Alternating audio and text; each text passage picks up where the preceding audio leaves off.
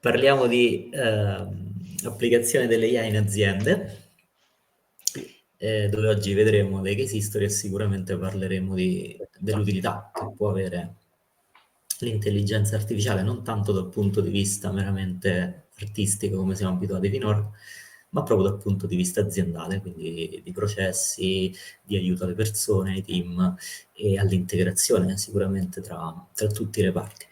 Vedremo anche la risposta a una domanda molto sentita, penso, da tutta la popolazione mondiale, cioè se e quando e quanto le IA potranno rubare dei posti di lavoro. Ecco, sono tornato padrone dei miei auricolari. Prima di iniziare la chiacchierata con Canzio, Sì. anzi prima di lasciargli il microfono, volevo provare a commentare con lui i risultati del sondaggione. Ok. Era l'ultimo sondaggione dell'11 di aprile che avevo proposto perché da un lato c'è tutta questa curiosità, questo interesse, questo parlare, questo chiacchierare sull'intelligenza artificiale e tutto, però da un altro lato non mi sembra di vedere una corsa a richieste da parte di aziende, di professionisti, una corsa a richieste di corsi, di imparare, di inserire, cose di questo tipo qua. Allora ho fatto fare questo sondaggione per chiedere, ma voi come la vedete la cosa? Allora, i risultati sono questi. Su 87 voti, il 41% ha risposto sono già usate tanto, ma chi le usa preferisce non farlo sapere. Subito dopo, il 34%, non sono ancora diventati di uso comune in ambito creativo perché non c'è una vera conoscenza ed è difficile trovare chi le può spiegare. Che sembrano risultati abbastanza contrapposti, che vanno quantomeno in direzioni quasi contrapposte. Però ecco, c'è questa sensazione, diciamo, come se qualcuno vedesse che vengono usate una parte del paese che le vede usare e un'altra parte del paese che invece non capisce. Parliamo del paese, quello che lavora. Ecco, no? Sì. Canzio, dalla tua posizione, poi ecco, spiega un po' qual è la tua posizione e la tua etichetta. Allora sì, intanto l'altra volta ci siamo conosciuti nella mia veste di scrittore, nel senso che abbiamo presentato il libro Uomini che amano i chatbot che ho scritto con Gianluigi Bononomi. Adesso cambio cappello, come si dice, in qualche maniera entro più nella mia professione, no? Io faccio una professione che oggi un po' pomposamente viene chiamata Digital Transformation Manager, vuol dire che di fatto mi occupo dei processi in azienda e anche come supporto ad altre aziende e cerco di ottimizzare i processi per renderli il più efficiente possibile, e in questo momento qui naturalmente il focus principale è introdurre tool di intelligenza artificiale, in particolare l'intelligenza artificiale generativa, nei processi sia all'interno della mia azienda sia poi come supporto all'interno delle aziende clienti. Detto questo, quindi ovviamente io lavoro con questo tipo di tool, non mi sorprende la risposta, nel senso che credo davvero che ci sia una popolazione divisa a metà tra la popolazione, anche perché questi credo siano persone che sono nel tuo gruppo, giusto? Quindi Sì, è il persone che gruppo Facebook. ovviamente hanno un interesse, curiosità e magari anche conoscenza di tu, quindi va anche visto il tipo di campione che non è andare al supermercato e chiedere a chiunque se sa cos'è ChatGPT. Detto questo, credo che ci sia un primo tema che è quello di lo uso e non lo dico, che è un tema molto interessante perché ci siamo accorti che sugli aspetti proprio ripetitivi effettivamente non c'è partita. I tool di intelligenza artificiale sono molto più veloci di noi e anche molto più precisi, per cui se devo scrivere una relazione, impostare una presentazione o leggermi un documento di 2000 pagine, certamente usando gli strumenti di intelligenza artificiale riesco a fare molto prima. Il problema è che uno dice, se fai prima, bravo, e invece la gente sembra quasi sentirsi in colpa e dire, cavoli, ho fregato, no? Come sei a scuola che copiavi il compito, insomma. E in realtà non stai fregando nessuno, stai usando gli strumenti efficaci, disponibili, per fare le cose nella maniera migliore possibile. Quindi io sono solo contento e stiamo spingendo perché i ragazzi e le ragazze che lavorano nella nostra azienda usino questi strumenti qua, con le dovute attenzioni, perché sapete naturalmente che i tool come ChatGPT generalisti imparano tutto ciò che si dice, quindi le notizie riservate non vanno messe in ambienti appunto aperti e non perimetrati, non chiusi in azienda. Però con le dovute attenzioni, se uno usa il tool per chiedergli come impostare una presentazione di un certo argomento, è assolutamente il benvenuto, perché sappiamo che fa prima. In generale c'è questa idea che siccome ci ho messo 2 ore e il mio capo si aspettava che ce ne mettessi 8, ho rubato lo stipendio. Io credo che sia una mentalità che debba cambiare e dobbiamo arrivare a ragionare al lavoro per obiettivi anche in aziende piccole e medie italiane, spesso padronali, dove questo tema è tabù. Gli altri che dicono... Scusa, vai. A livello di professioni, di creativi singoli, diciamo freelance, la cosa è, se ho capito bene, non lo dico perché se lo dico mi chiedono un ulteriore sconto, che già non è che si venga pagati tanto, no? Va bene, questo Per cui... è un altro tema che non conosco, ma capisco.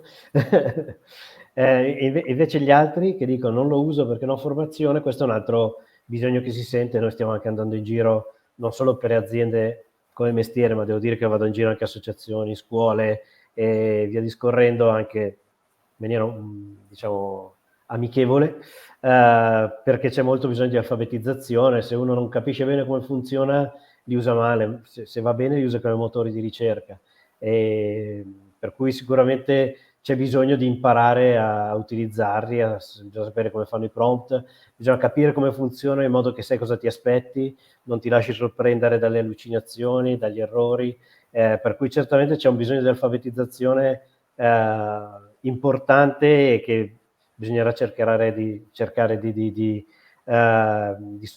superare nel miglior modo possibile. Quindi da una parte c'è bisogno di formazione, dall'altra, perché imparato, c'è un po' questa specie di pudore a dire che si sono usati questi strumenti. Mi pare una foto realistica.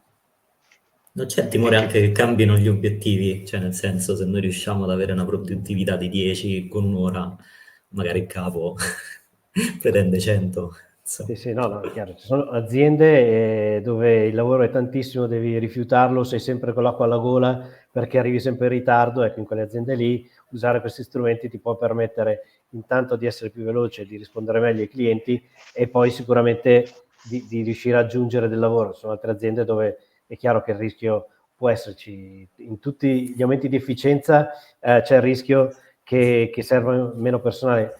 Si noti però che le aziende che non lo faranno escono dal mercato, quindi alla fine tra meno personale e fallisco è meglio il meno personale. In generale ad oggi, finora, l'impressione è che serva per fare più lavoro, anche perché le aziende di tecnologia in questo momento qua in Italia fanno molta fatica a trovare dei ragazzi, delle ragazze preparati e che accettino di stare in Italia per lungo periodo a fare determinati lavori di progettazione, per cui in questo momento qua tutto ciò che ottimizza e velocizza secondo me è ben visto, perché bisogna fare il ragionamento ovviamente sul fatto che puoi produrre di più in meno tempo, il che può voler dire che serve meno gente al lavoro, può voler dire che produci più ricchezza in meno ore, questo se la distribuisci bene può essere un fatto positivo, può voler dire che avremo più tempo per noi, per i nostri hobby, per la nostra famiglia, a parità di potere d'acquisto. Questo dipende poi da come la società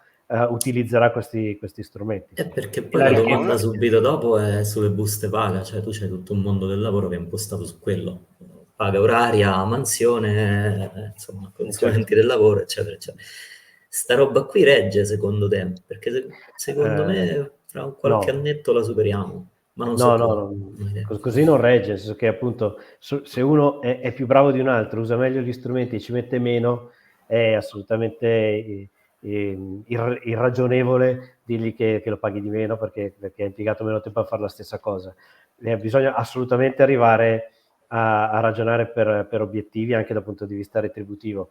È chiaro che l'Italia parte in svantaggio rispetto ad altri paesi dove ci sono aziende più grandi, più strutturate. L'azienda padronale tipicamente questo ragionamento qua lo fa con molta fatica, però credo che sia un tema che dobbiamo assolutamente affrontare. C'è anche un tema di ridistribuzione della ricchezza, come dicevo prima, perché nel momento in cui tu, come penso e spero, produci più ricchezza, poi questa ricchezza qui però non deve finire sempre in quelle 4-5 persone che hanno un patrimonio personale che è più del PIL di un po' di paesi del mondo. È chiaro che se riesci a ridistribuire questi soldi li puoi usare intanto appunto per lavorare meno e comunque avere un buon tenore di vita perché gli obiettivi li hai comunque raggiunti, e 2, aiutare le persone che non riusciranno a stare dietro a questo cambiamento, perché l'altro tema è che non tutti riusciranno a cambiare, a formarsi velocemente, e a queste persone va fatto fare comunque un lavoro utile che magari produce meno soldi, ma che va aiutato magari anche con soldi pubblici, in modo tale che abbiano comunque una loro identità, una loro professione. E la Una domanda cosa, è questa, in aspetta, in faccio una questo cosa perché giro... poi sicuro me la scordo, scusami. Ok, va bene, vai, vai. E allora, la cosa che viene detta è che questi strumenti basati sull'intelligenza artificiale siano strumenti democratici, cioè che spalancano le porte a tutti sostanzialmente. Ma invece non è che sono proprio gli strumenti più capitalistici che esistano nell'universo, nel senso che io democratizzo l'accesso al lavoro, ma diciamo, il ricavato sostanzialmente va a finire sempre in cima. Tu che ne pensi di sta cosa? Perché è un tema secondo me che va capito tantissimo. Sì, credo che non sia insito negli strumenti, credo che sia insito nel come li useremo e nel come imposteremo la società, nel senso che tu lo stesso strumento puoi studiarlo in modo tale che riduca la forbice tra anziani e giovani, tecnologici e meno tecnologici, normodotati e non normodotati, paesi ricchi e paesi poveri, tutte le poveri e ricchi, tutte le forbici che è presente nel mondo possono essere ridotte da questi strumenti, perché se tu li progetti bene in modo tale che anche le persone di fascia debole li possano utilizzare, appunto permetti loro di entrare nel mondo del lavoro, di fare cose che oggi non riescono a fare, pensa agli afasici che possono parlare, alle persone con difficoltà motorie che riescono appunto a fare cose che oggi non riescono a realizzare. Quindi sono veramente tanti strumenti che potrebbero permettersi, usati bene, di chiudere le forbici. È chiaro che se invece li usi per avere più possibili lavoratori e quindi pagarli meno, perché ovviamente dove c'è più offerta il costo si abbassa, e guadagnare di più, allora il tutto succede. Se tu fai uno strumento che permette solo a una certa fascia di persone di poter avere certi servizi e agli altri no, aumenti la forbice invece che diminuirla. No? Oggi si parla di ethic by design, vuol dire appunto di progettazione che fin dall'algoritmo cerca di tener conto di un uso etico degli strumenti.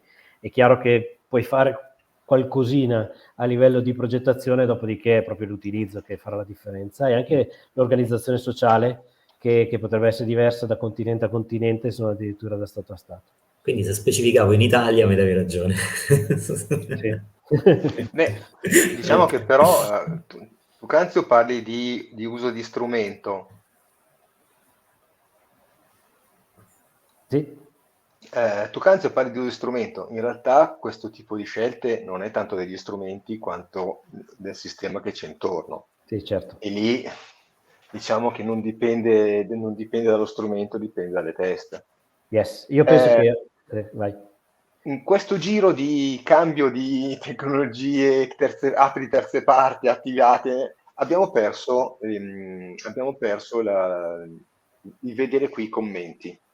Allora, è arrivato uno sul mio profilo, perché il giro che è venuto a fare è condividere nel mio profilo, dal mio profilo condividere Ok, lo nel vedi, sì, ok. Dice Federico Facchini, ma la risposta la usano ma non lo dico. Non credete che sia una strategia di brevissimo periodo che presto sarà comunque surclassata dal classico collega che ha imparato le AI?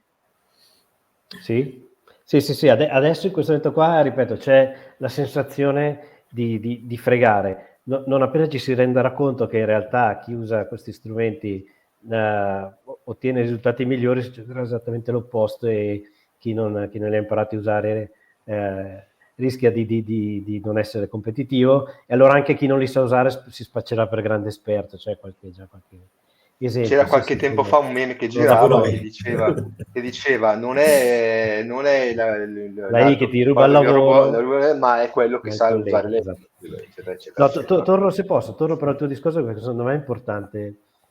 Io non ho un'enorme un po' di preoccupazione, ma non ho un'enorme paura del fatto che l'intelligenza artificiale diventi così intelligente e i robot riescano ad arrivare a livelli di astrazione da farci diventare loro schiavi. La mia vera paura ad oggi, poi cambierà magari, ma ad oggi in realtà è il livello di leadership umano. Cioè io credo che noi oggi abbiamo bisogno a livello non solo nazionale, sto parlando anche a livello più ampio, di una leadership colta, cioè che capisca che certe scelte hanno degli effetti profondi a medio-lungo termine e non pigli decisione soltanto per avere il consenso, il titolo sul giornale.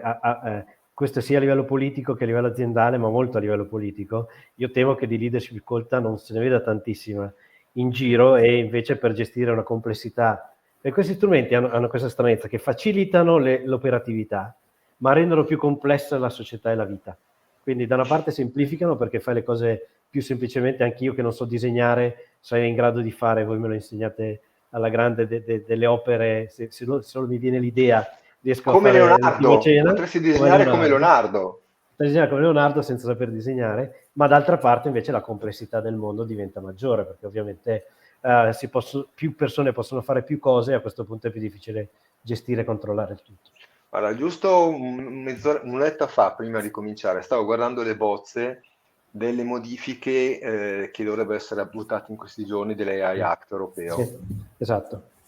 E mi ritrovo in quello che hai detto tu, su una dirigenza che non sembra essere all'altezza della situazione, capace di decidere per questi tempi, insomma, sinceramente. L'impressione che ho avuto è quello. E anche il DDL, quello che dovrebbe uscire, che regolare le AI in Italia, anche quello.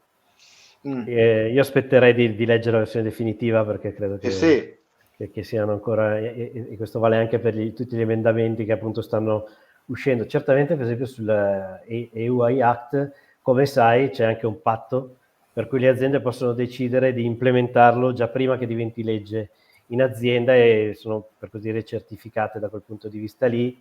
Qui c'è la solita diatriba che gli americani hanno una tecnologia, i cinesi hanno una tecnologia sconosciuta e gli europei regolamentano. È chiaro che la situazione è un po' pericolosa se non investiamo anche in sviluppo europeo. Cioè, io sono convinto che la regolamentazione serva, poi facciamola insieme, in modo tale che la facciamo logica e non facciamo delle cose che non stanno magari in cielo interno, ma ha senso che lo Stato cerchi di regolamentare l'utilizzo. No? Noi oggi, faccio un esempio, siamo in grado di leggere le emozioni delle persone guardando il viso, ma una cosa è se la uso per anticipare delle diagnosi di depressione e aiutare le persone, e una cosa è se la uso con finalità criminali o pseudocriminali. Quindi lo stesso strumento l'uso dello strumento va sicuramente regolamentato. Detto questo, però, se noi facciamo solo i regolamenti, ma la tecnologia la fanno da un'altra parte, finisce che la tecnologia non arriva in Europa. Quindi la cosa che serve in parallelo è investire in sviluppi europei. Oggi ho letto una bella notizia, io ho letto una bella notizia che va in questo senso, che useranno Leonardo, il supercomputer che c'è a Bologna, per sviluppare dei modelli italiani. La bella notizia non è che sviluppano i modelli italiani, è che verranno rilasciati in open source. Sì, da luglio. Ecco, quindi vedo che sei già informato dei fatti, sì, dei desideri almeno, mettiamola così. Sì, avevo letto anch'io a luglio. Quindi il fatto che stanno addestrandolo in questo momento. Il fatto che comunque l'open source entri dentro, cioè venga preso seriamente in considerazione, io lo considero molto positivo. Assolutamente, sono d'accordissimo, e credo che l'abbiano capito anche le grosse aziende, che questo sarà un campo dove se ti chiudi troppo o sei sempre all'apice, ed è praticamente impossibile, o prima o poi esci dal campo e non giochi più.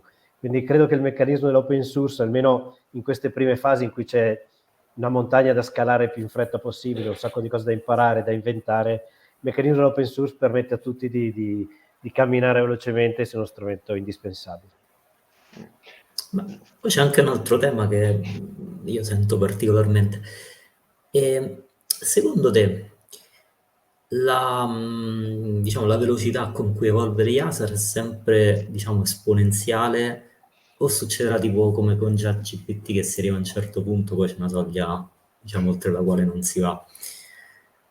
Perché nel primo caso non sarai mai a passo né con le leggi né con nulla. Nel secondo magari qualche ragionamento uno se lo riesce a fare.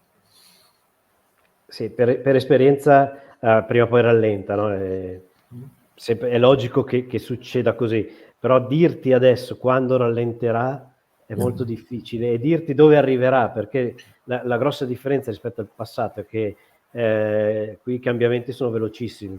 quindi anche se rallenta fra 2 anni, però io dirti fra 2 anni cosa ci sarà non ci riesco, no? Perché veramente Perché ne non sai che scopriamo c'è di giorno anche in giorno. adesso. Cioè, Esatto, sì, ne scopriamo di giorno una nuova, no? Per cui è difficilissimo intuire qual è la strada e dove si va. Si sta correndo come dei matti, si è sentito il colpo di pistola dello start, ma c'è gente che corre in tutte le direzioni, non c'è una pista da seguire, no? E quindi quella che lì è poi un po' una scommessa. se vedi in America ci stanno proprio 2 fazioni diverse, non so chi segue i vari divulgatori degli Stati Uniti. C'è chi la prende proprio tipo figlio dei fiori, siamo tutti, abbiamo vinto tutti, siamo tutti ricchissimi fenomeni. E chi invece dice guarda, siamo già morti tutti. Sì. Io sono più sulla seconda, ma senza la morte di tutti, nel senso che immagino che nel medio-breve periodo, quindi fai 4-5 anni, sarà un bagno di sangue terribile. Dopodiché però io un po' di ottimismo ce lo vedo, nel senso che quando la tecnologia sarà talmente conosciuta piuttosto che diffusa, può solo portare dei benefici. Il mio grande problema è da qua a 4-5 anni che succede? Cioè, ci ammazza sto breve periodo secondo te? No, è per quello che io parlo di leadership, no? Perché serve adesso una leadership che indirizzi. Io non so cosa succederà e non so se è una buona notizia o una cattiva notizia, ma è ancora l'essere umano che decide che cosa succederà. Le macchine per ora sono puramente operative e non stanno prendendo decisioni al posto nostro, no?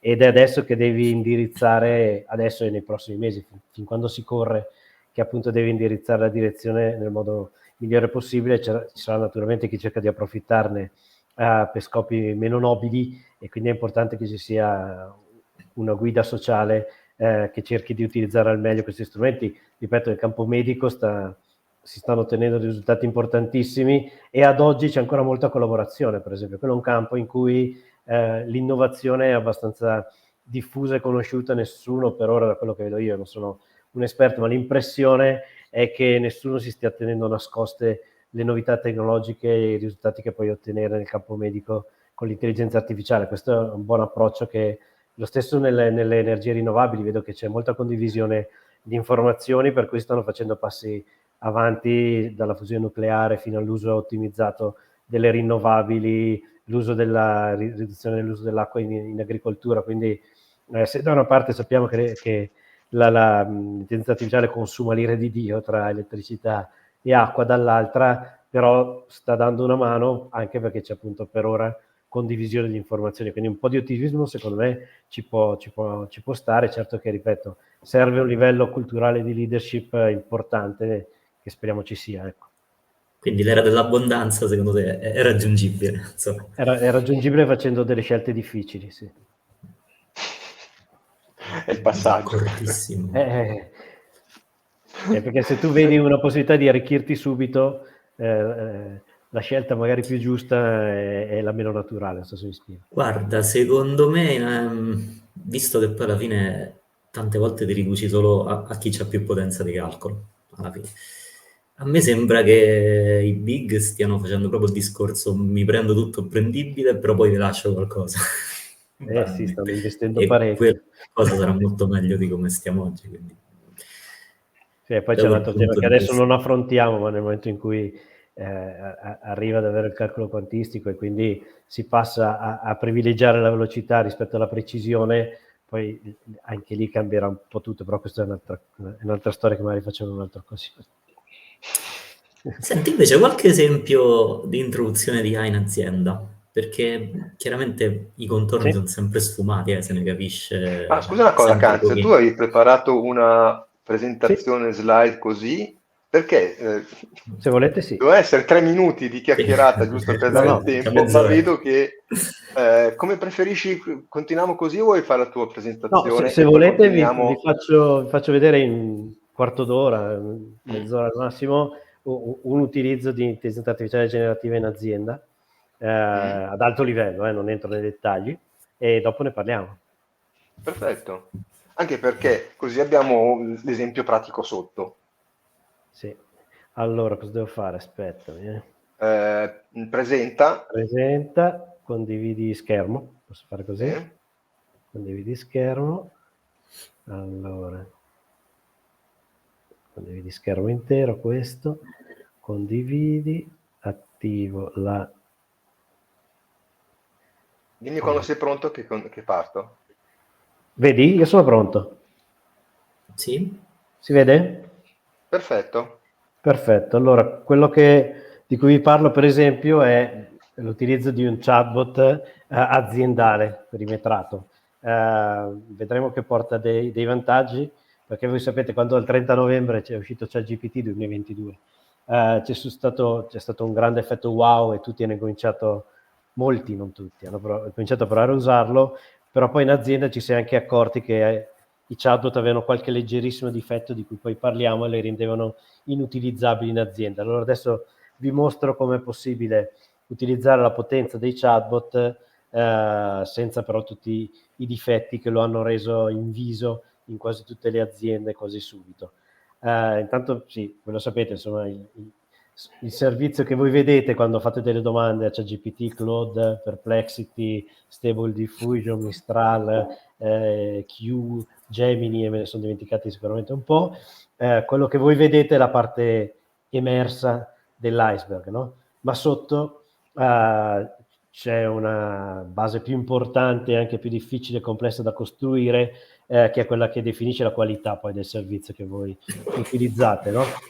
C'è un foundation model che nel caso di testo è un large language model tipicamente, quindi vuol dire che il chatbot è stato, il modello per essere più esatti, è stato addestrato con miliardi di informazioni e poi ha degli algoritmi basati su reti neuronali che mettono in connessione questi miliardi di informazioni.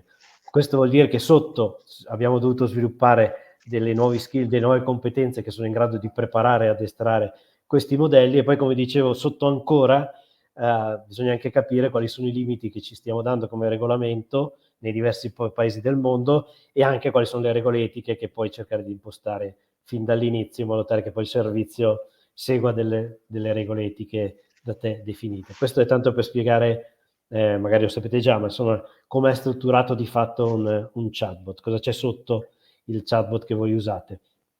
Allora, a questo punto un chatbot interno, un chatbot perimetrale, è un chatbot che viene addestrato solo ed esclusivamente su documentazione posseduta dall'azienda o comunque dall'entità, diciamo, che sta costruendo questo chatbot, per cui è tutta documentazione verificata, veritiera, non contiene fake, non perché il chatbot riconosca la verità dalla falsità, ma perché l'addestramento è fatto su documenti certificati o su dati certificati prodotti dall'azienda, ricevuti dall'azienda, leggi ricevute da banche dati, però sono comunque dati che sono sicuri e affidabili, quindi questo rende poi le risposte sicure ed affidabili. Tutto ciò che impara rimane all'interno dell'azienda, quindi io posso anche fargli leggere documenti riservati aziendali senza che qualche concorrente ne possa approfittare. Poi il fatto che è perimetrato, lo vediamo poi, però ci permette anche di avere diverse istanze di chatbot diverse a seconda delle funzioni. Non so, il chatbot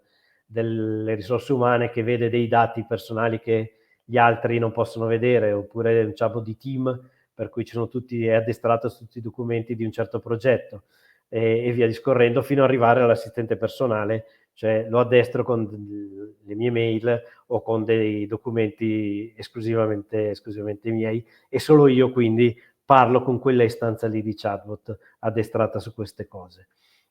Di fatto quindi si passa da una chatbot generico ad un chatbot che conosce tutti i dati e i documenti che interessano l'azienda e quindi diventa più sicuro, affidabile, efficiente. Noi lo usiamo per esempio per fare l'onboarding, quindi quando un ragazzo entra in azienda, una volta avevo un tutor a cui poteva fare tutte le domande sempre che il tutor non fosse impegnato in altro, il che succedeva il 99% delle volte. Adesso può incominciare a conversare con questi chat o chiedergli domande sulla, per esempio sulla struttura, sulle funzioni dell'azienda e il chatbot è sempre paziente, disponibile, non si arrabbia mai e un po' di risposte gliele fornisce. Qua facciamo negli altri esempi, vado via in fretta che gli esempi immagino vi interessino poco.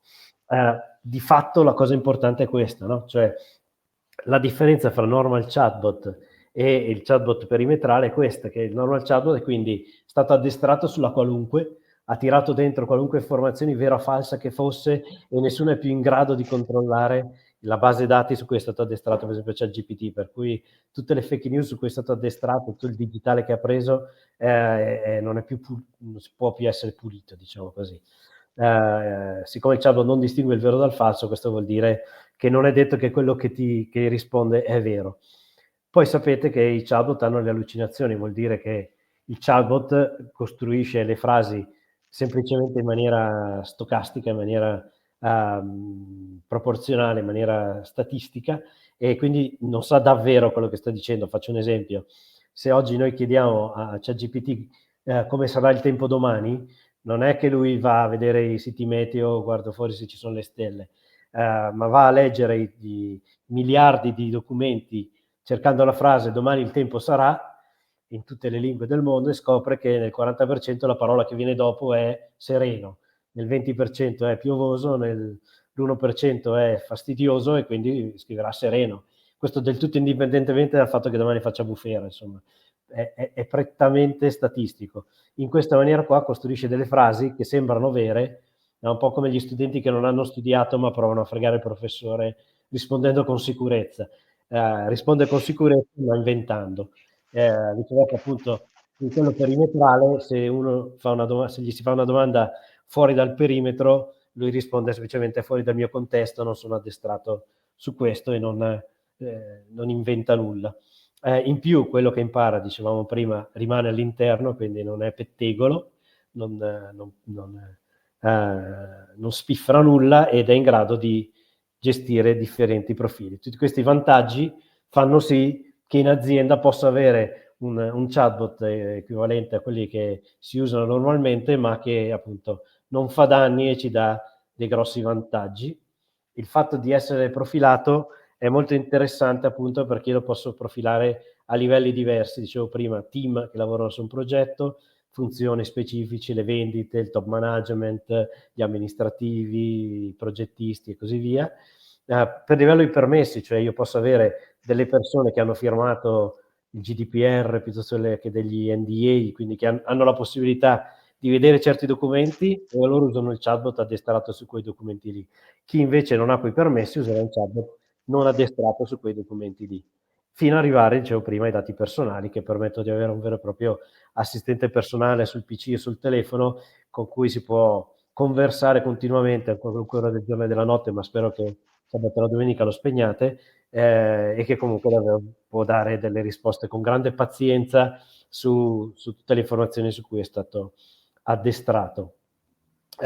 Questo è un esempio veloce, lo facciamo se avete voglia. Ecco, qui è un esempio, io mi sono caricato, vedete che qui c'è scritto più file, e ci si può quindi aggiungere a propria responsabilità dei file che si scelgono. È chiaro che se io aggiungo un sito di fake news, il mio chatbot sarà pieno di fake news, ma questo ovviamente è una scelta mia e di mia responsabilità. Io ho aggiunto un libro che ho presentato sempre in questa sede, che era Uomini che amano i chatbot, e poi abbiamo fatto una piccola conversazione su questo. Abbiamo incominciato a chiedergli se conosceva il libro. Lui ci ha pensato su un po', perché è andato a cercarselo a circa un centinaio, penso, di documenti. Aveva in quel momento lì, era stato addestrato su un centinaio di documenti di varie dimensioni. Alla fine lo trova, dice chi l'ha pubblicato, chi l'ha scritto, dà anche un piccolo riassunto. Poi faccio la cosa sbagliata, gli chiedo, ha una prefazione? Quindi non gli ho chiesto, non l'ho specificato bene. Ora, noi stavamo facendo le prove su questo chatbot, e in realtà per ridurre il carico gli avevamo tolto la storia, cioè lui non si ricordava le domande precedenti, e ogni domanda ripartiva da capo. Quindi quando gli ho chiesto, ha una prefazione, senza pensarci, in realtà lui non ha capito, è andato a cercare tutti i documenti che aveva, visto che in generale i documenti non avevano prefazioni, e quindi mi ha risposto: no, guarda, non c'è nessuna prefazione. Allora ho dovuto scriverglielo meglio, gli ho detto di quale libro parlavo e se trovava una prefazione. Voi pensatelo su un documento aziendale vostro, uno standard, una norma, una specifica dei requisiti arrivata da un cliente, un capitolato, e potete fargli questo tipo di domande. Io qui non mi fidavo di questa risposta, poteva essere una piccola allucinazione, avevo per sicurezza chiesto sì, ma chi l'ha scritta?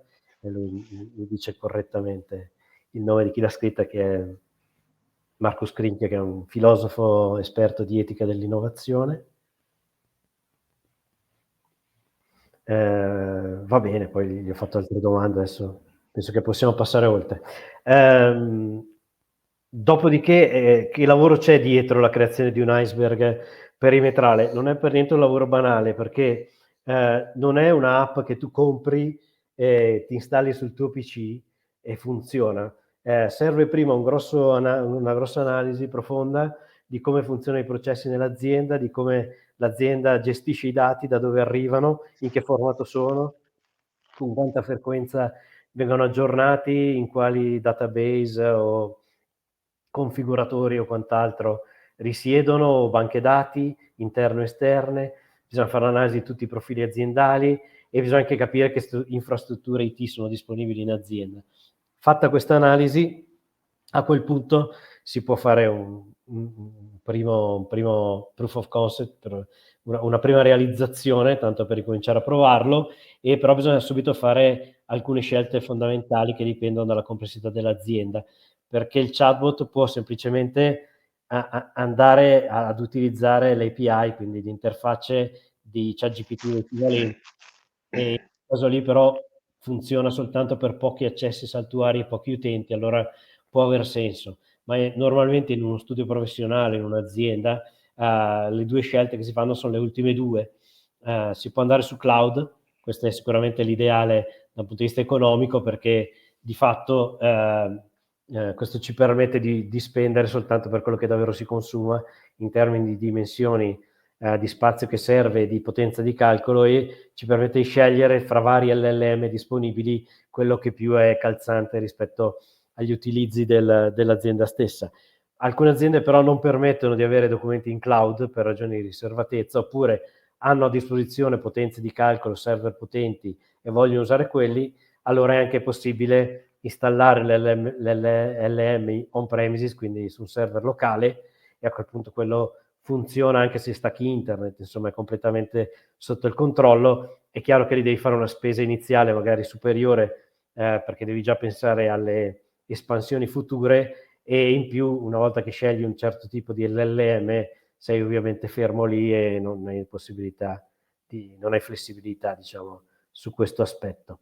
Che cosa ci facciamo? Perché poi alla fine la domanda è sì, più o meno abbiamo capito, ma cosa ci fate?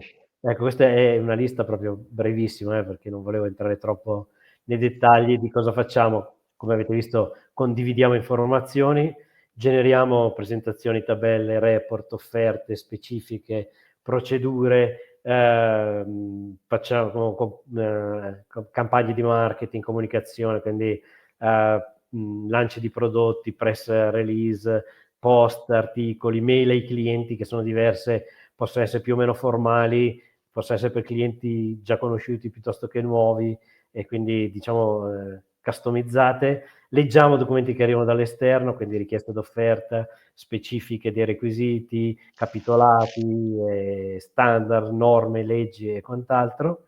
Generiamo del codice, lo debughiamo, e su questo devo dire che ci sta dando dei risultati piuttosto interessanti. Mi pare che sia il CEO di Nvidia che ha detto: io ai ragazzi consiglio di non imparare a programmare, che sarà inutile. Adesso non so se va proprio così, perché un minimo devi conoscere per capire che il lavoro che è arrivato è fatto bene, però certamente la generazione del debugging del codice in sé come operatività la fa velocemente bene, aggiunge i commenti, cosa che i programmatori di solito non fanno perché è attività noiosa che a loro non interessa, chiama le variabili con un nome significativo, altra cosa che di solito il programmatore non fa, quindi se gli dai le guideline giuste tutto sommato non si comporta neanche male. E poi dicevo, lo usiamo molto per facilitare i training e l'onboarding di persone. Ecco, questo detto veramente in 2 minuti era un utilizzo concreto e vero dell'intelligenza artificiale generativa, ce l'ho fatta in azienda. Questo sì. E io subito il domandone. Allora, diciamo l'azienda non è un qualcosa di statico, chiaramente è un qualcosa che ogni giorno cambia, si modifica, eccetera, eccetera. Come fa il chatbot a tenere traccia di tutta questa roba? Cioè, deve essere l'uomo a caricare documenti piuttosto che preventivi, piuttosto che... o siete riusciti a far sì che se succede tutto dentro un'area, e lì per esempio mi riferisco al cloud, allora il chatbot automaticamente lo sa, che è una sorta di condivisione tipo esplora risorse, dai, facciamola facile. Sì, sì. No, Oppure l'analisi no. del processo serve a quello, cioè serve a cercare quanto possibile di automatizzare l'aggiornamento. Quindi l'idea teorica è che il chatbot si diciamo, autoaddestri perché viene alimentato con informazioni nuove in modo automatico o semiautomatico. Può esserci magari una fase di decisione di rilascio, perché non è detto che tutti i documenti devono essere sottoposti a addestramento, quindi ci può essere o meno una fase in cui qualcuno preme il bottone, però diciamo che può essere automatizzato. Non sempre, non in tutte le aziende può essere così, dipende da come gestiscono i dati, da dove li ricevono, se arrivano come allegati in una mail diventa un po' più difficile farli automaticamente prendere dal Io chat, quindi penso pure dipende al molto dalle fatto, aziende.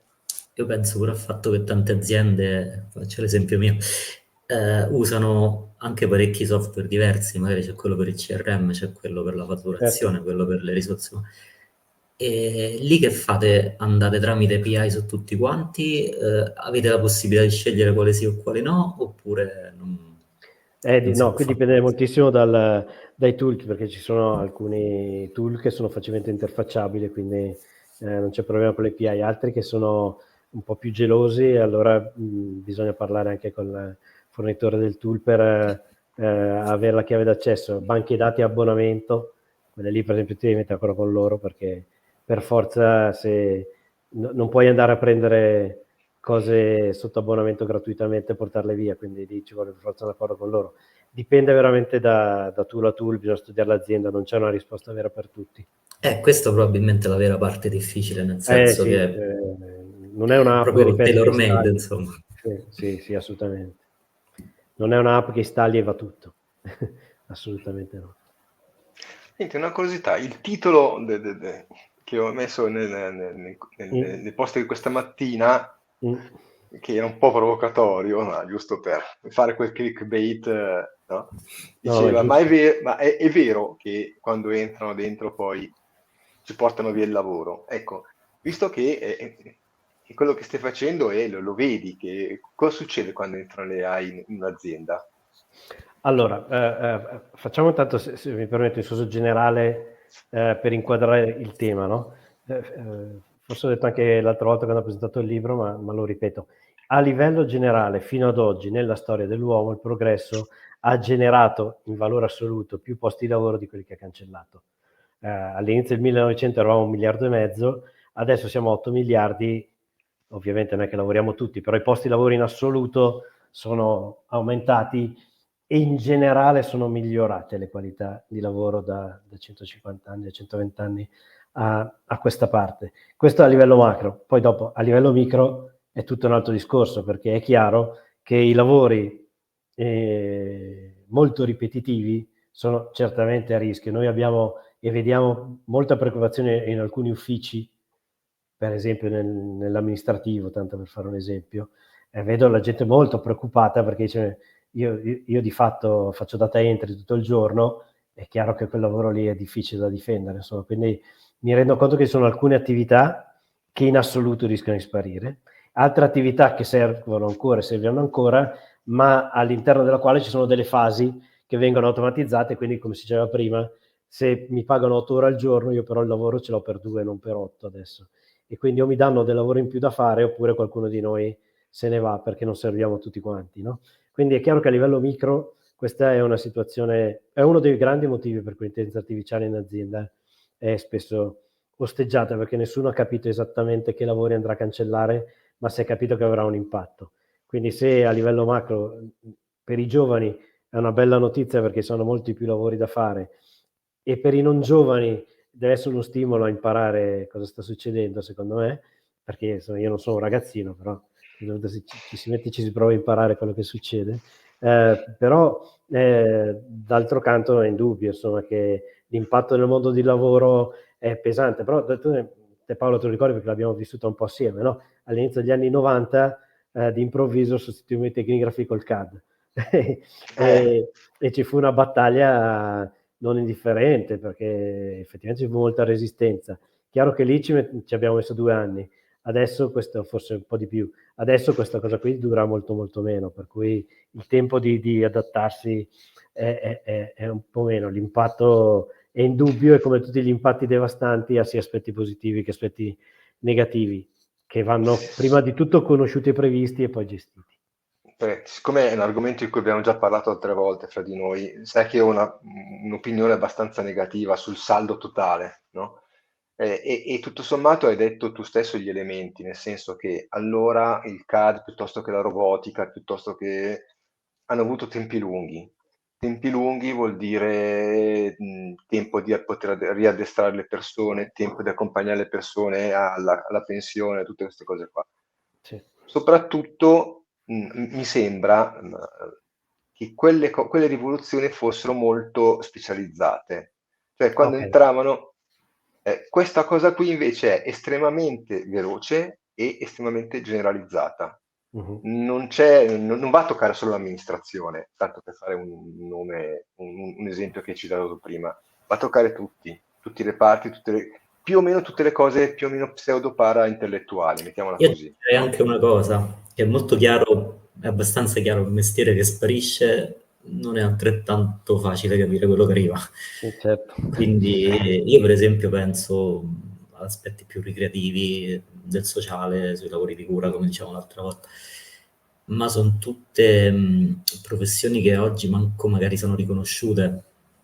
Io faccio l'esempio più idiota che può avvenire al mondo, il creator su YouTube. Serve a niente. Eppure, in un mondo dove il coding si fa da solo, in cui tutta la mansione pesante si fa da sola, probabilmente ci può essere un'esplosione di intrattenimento perché non sappiamo più che fare, Sì, sì. banalmente. Eh beh, ma Piuttosto che non è vero che il divertimento non serve a niente, però. per dire, no, appunto, acquistano maggior valore cose che magari oggi diamo per scontate. Cioè, l'esempio più figo che mi viene è che durante la pandemia stavano tutti a casa, ma se non c'erano i rider, gli infermieri, tutti quei Sì. lavori che noi schifiamo, che però sono quelli che ti portano avanti tutto. Mh-mh. Io tendo a pensare che anche qui ci possa essere una polarizzazione, cioè tutto quel lavoro che noi a cui abbiamo dato importanza perché veniamo dall'industria, quindi il Fantozzi che a te piace tanto, quello lì magari sparisce perché non ci sono più le catene di montaggio, non ci stanno più le segretarie, non ci stanno più i ragionieri. E se io tolgo quel mondo di mezzo mi dovrebbero acquisire di valore quelli più ai lati, quindi o il più umile o il più frivolo. Il mio problema è che però io non ne vedo sti lavori nuovi, a parte robotica e cose d'avanguardia, razzi spaziali, eccetera. Se io mi guardo intorno, ma proprio faccio 2 passi per la città, boh, capito? Non vedo cose nuove da andare a fare. Quindi o magari è tutto online, digitale, e andiamo tutti sul metaverso a fare una seconda economia, che è possibile perché ste robe le studio e penso che arrivano. Però per come siamo cresciuti, quindi con la nostra etica, la nostra educazione cattolica o meno, però insomma tutto il percorso che abbiamo fatto, noi siamo impostati per la produzione. Come si resetta? È più una cosa di pensiero che non di effettiva utilità. E quindi io non la vedo. Cioè io vedo che tipo gli avvocati, che adesso forse sono quelli che stanno più alla moda per essere toccati da IA, si levano al lavoro di ricerca, benissimo, fanno il decuplo, perfetto, ma non è che c'è bisogno di più avvocati e di più cause. E quindi, cioè, speriamo di no. Quindi, cioè, dove li vediamo questi lavori nuovi? Perché, ti ripeto, con dignità di paga non ne vedo tante. Allora, cominciamo a rispondere a un po' di cose. Intanto, tu Paolo hai detto una cosa che secondo me è inesatta, no? Cioè, giustamente tu ricordi il CAD al posto del tecnico fa una cosa molto specifica, ma di fatto in realtà il PC in casa poi o in ogni lavoro è arrivato, cioè alla fine anche la digitalizzazione è stata una cosa generica, non è stata poi è chiaro che ci sono state delle nicchie come quelle che abbiamo affrontato io e te assieme che erano molto specifiche, tu hai ragione, però alla fine prima c'era l'esperto che sapeva usare Lotus 123 prima ancora di Excel o Word, e dopo quella è diventata una cosa che più o meno dovevano sapere far tutti, e se tu non sei capace di usare Word si fa fatica a darti quasi qualunque lavoro, no? Quindi secondo me il tema vero è più che al fatto che tocchi tutto è proprio il tempo, cioè quella cosa lì è successa in anni, questa cosa qui succede in mesi, e quindi è chiaro che è molto più difficile, e soprattutto, ripeto, qualcuno... Ma succede, allora è successo in anni, è vero che il PC è andato a toccare tutti, ma le tempistiche di prima del CAD e poi sul tavolo di ognuno sono state completamente diverse, Certo, no? E sì, quindi sì, questo ha permesso tante cose. sì, sì, Eh, sì, sono d'accordo.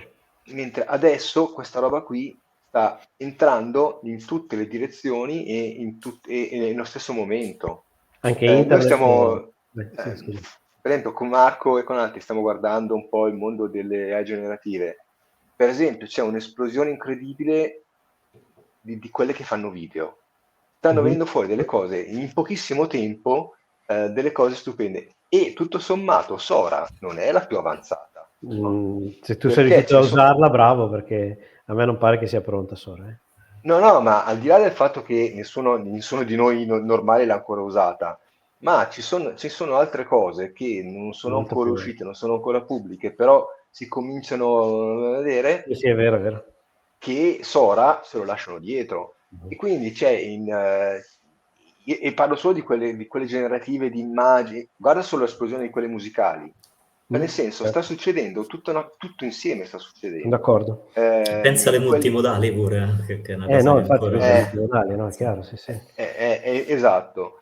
No, Guarda no, la questo è corsa. vero, per quello dicevo che è più veloce, nel senso che se l'altra è stata fatta a step, pian pianino, incominciano a usarlo al E lavoro, lì poi c'è me stato lo il tempo. ritrovo a casa 2 anni dopo e so usarlo perché lo uso al lavoro e lo insegno a chi non lo sa usare. Questa cosa qua invece è tutta sovrapposta e veloce, certo. E allora c'è stato il tempo di farlo settore per Sì, settore. sì, chiaro. Prima comincio in azienda nel CAD, poi dopo 3 anni, 4 anni, ma guarda, lo regalo al figlio, perché intanto così comincia. È Adesso successo no. anche con internet, no? Che all'inizio è stata usata da pochi in poche nicchie, poi pian pianino è diventato di uso generale, poi è uscito lo smartphone.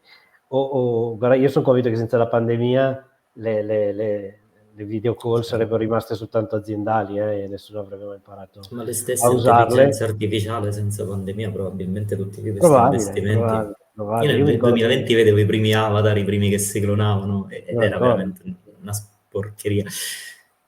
Io mi ricordo Però, che nel bello. 2000 partecipammo, non so se tu eri venuto, ma nella nostra azienda dove io e Paolo lavoravamo, fecero un seminario in cui spiegarono che appunto la teleconferenza sarebbe stata in tutte le case nel giro di pochi anni, quindi la telecomunicazione avrebbe avuto investimenti incredibili perché il video sarebbe arrivato in tutte le famiglie. Di fatto senza la pandemia saremmo ancora qua a aspettarla, sta cosa qui, no? Per cui è chiaro che tecnicamente la potevi fare, però c'era una spinta sociale e economica che tendeva appunto a rallentare, a fare le cose con una determinata velocità. Adesso qui il problema è che tutti quanti, in maniera appunto abbastanza semplice, inventano strumenti nuovi, hanno delle idee, fanno cose nuove, e la potenza dell'intelligenza artificiale fa sì che queste cose nuove arrivino abbastanza in fretta a toccare tutti i processi, tutti i lavori e anche la vita quotidiana delle persone, e questo credo che sia la vera differenza. Ecco perché io credo che i lavori che nasceranno sono difficili da intuire adesso, perché si fa fatica a capire esattamente come sarà la vita fra 2 o 3 anni, come si faranno certe cose che oggi facciamo in un modo fra 2 o 3 anni, e questa è una delle sfide più importanti. Serve, ripeto, condividere il più possibile e sperare che non ci sia gente che si tiene nascoste l'evoluzione e poi li tira fuori d'improvviso dal cilindro perché non abbiamo il tempo di adattarci. E purtroppo serve tantissima flessibilità. L'intelligenza usata per adattarsi nel migliore dei modi sarà uno strumento fondamentale al di là della tecnica, più della tecnica. Guarda, io mi aggancio a quello che hai appena detto, ma anche al discorso, alla democratizzazione più o meno finta che citava prima Marco. Faccio un esempio. qualche mese fa Alibaba ha fatto vedere il suo modello fantastico che permetteva di far vestire gli abiti ai modelli. Yes. Ha fatto vedere, poi ha detto cucù che ve lo do, lo uso io. No? Benissimo, comunque Alibaba, grandissima azienda, una potenza, quindi ovviamente tanti soldi, tanto impegno. È cominciata una corsa, e lo stiamo vedendo, Marco lo sa, lo stiamo vedendo, è cominciata una corsa nel mondo open source, e mi ricollego a questa cosa, alla potenza del mondo open source, di gente che si è messa a lavorare su queste cose qui e, caspita, stanno venendo fuori delle soluzioni completamente open source fatte da singoli che fanno quella roba lì. Quindi da un lato abbiamo la grande azienda, la potenza economica che è tirato fuori, sostanzialmente ha dimostrato guardate che si può fare. È bastato quello per innescare una corsa dall'altra parte dove la potenza della condivisione, no? Ha potuto raggiungere la grande potenza economica. E secondo me questa è la parte positiva di tutto questo mondo. È una delle parti positive, non una parte, è una delle parti positive, Il che è il problema è fatto che ci sia, che, scusa, vai. è che ci sia una potenza di sviluppo facilmente accessibile. Poi, come diceva Marco, bisogna vedere i soldi dove vanno a finire alla fine. La monetizzazione. Ecco. Questo sì, Però, questo senza dubbio. Tu hai però usato questa cosa qui, Alibaba, che ha sorpreso tutti perché è cinese e l'ha fatto vedere, perché il vero grande segreto di questo mondo è dove sono arrivati i cinesi con la tecnologia dell'intelligenza artificiale, non lo sa nessuno, e sono sicuramente molto molto avanti perché usavano il riconoscimento facciale già tantissimo tempo fa, e per altri quindi motivi. quello è per altri motivi. Poi è riconoscimento facciale, poi il motivo lo dicevamo prima, dipende da te. E io credo che nel mondo occidentale l'open source sia uno degli strumenti che abbiamo e che dobbiamo usare al meglio per cercare di appunto velocizzare il progresso e non scoprire d'improvviso che qualcuno sa fare cose che noi non riusciamo a fare e ci isola o ci lascia per strada. Quindi l'open source ha questa meravigliosa capacità che se uno ha un po' di qualità e riesce e ha l'idea e la conoscenza per sviluppare qualcosa di utile, riesce a farlo con poco costo e a mettere a disposizione con poco costo. E quindi è certamente una delle basi fondamentali di questo processo. Senza l'open source siamo morti, e io credo che anche le grosse aziende hanno capito che l'approccio open source è l'unico che ci può far sopravvivere in questo Sai che momento. settimana scorsa ho parlato con un imprenditore, sono andato a fare un lavoro in un'azienda, gente assolutamente all'avanguardia, illuminati, hanno fatto un grandissimo lavoro, veramente un'azienda molto bella, una punta di diamante, e è venuto fuori il discorso dell'open source. La visione di questo imprenditore, ripeto, davvero in gamba, è: ma questi qui, se fanno queste cose gratis, vuol dire che lavorano dall'altra parte, vuol dire che prendono i soldi dall'altra parte, e invece fanno i loro giochi e poi li distribuiscono gratis. Quindi se io ho in casa uno che fa l'open source, io gli do lo stipendio e lui fa quelle cose lì. Ecco, questa cosa qui mi ha un po' scioccato perché non me l'aspettavo da lui. Però ecco, questa cosa, se io la ricollego con l'argomento principale della chiacchierata che stiamo facendo, quindi intelligenza artificiale, la diffusione nell'azienda così, ma anche pensando alla struttura economica dell'Italia, che è fatta di tante delle PMI, è fatta, no? Ma le associazioni di categoria non potrebbero giocare un ruolo nella diffusione sia della conoscenza delle intelligenze artificiali, dell'open source come strumento di crescita comune? Cioè, nel senso, nell'associazione di categoria tu hai qualche idea, una qualche visione? Noi siamo in contatto adesso non posso entrare nei Sì, sì. dettagli, naturalmente, però siamo in contatto con un po' di associazioni di categoria che stanno spingendo molto sulla fase formativa, tantissimo, e però con le quali stiamo ragionando anche per chatbot perimetrali, appunto per i loro associati. Quindi secondo me questa sensibilità c'è, anche perché la spinta viene dal basso, cioè tutti i vari liberi professionisti, studi professionali piuttosto che piccole aziende stanno spingendo tantissimo perché hanno una gran paura di rimanere dietro e di non avere sufficiente, la dimensione sufficiente per riuscire a correre alla velocità giusta, per cui c'è una richiesta molto forte dal basso verso l'alto di lavorare insieme e riuscire a sopperire al problema della dimensione lavorando appunto a livello associativo. Quindi secondo me c'è, poi sai, la piccola e media impresa ha spesso il limite che io al mio concorrente non devo dirgli niente, devo fare prima io, perché il mio concorrente è proprio una questione personale, devo fare €1 più di lui. E questo è chiaro che questo diventa invece un problema e un vincolo a lavorare assieme, per cui dobbiamo superare un po' certi steccati, però secondo me le associazioni di categoria hanno capito questo tema e lo stanno affrontando. C'è divario nord-sud su queste cose? Se Io vedo quelli, sì certo, scusa, io vedo quelli qua. Non lo so. Quindi non lo sappiamo se, okay. Non lo so. Che anche qua io ho sempre il timore che sia sempre la forbice. Quello può darsi, non lo so io. Non sarebbe bello in questo caso, insomma. No, è pericoloso, cioè, ripeto, le forbici qua si possono allargare velocemente oppure restringere, però dietro ci vuole una scelta che non è tecnica. No, poi penso a uno che oggi voglia mettersi un'azienda con questo tipo di progresso qua, già ci pensavi prima 10 volte, adesso forse pure 100.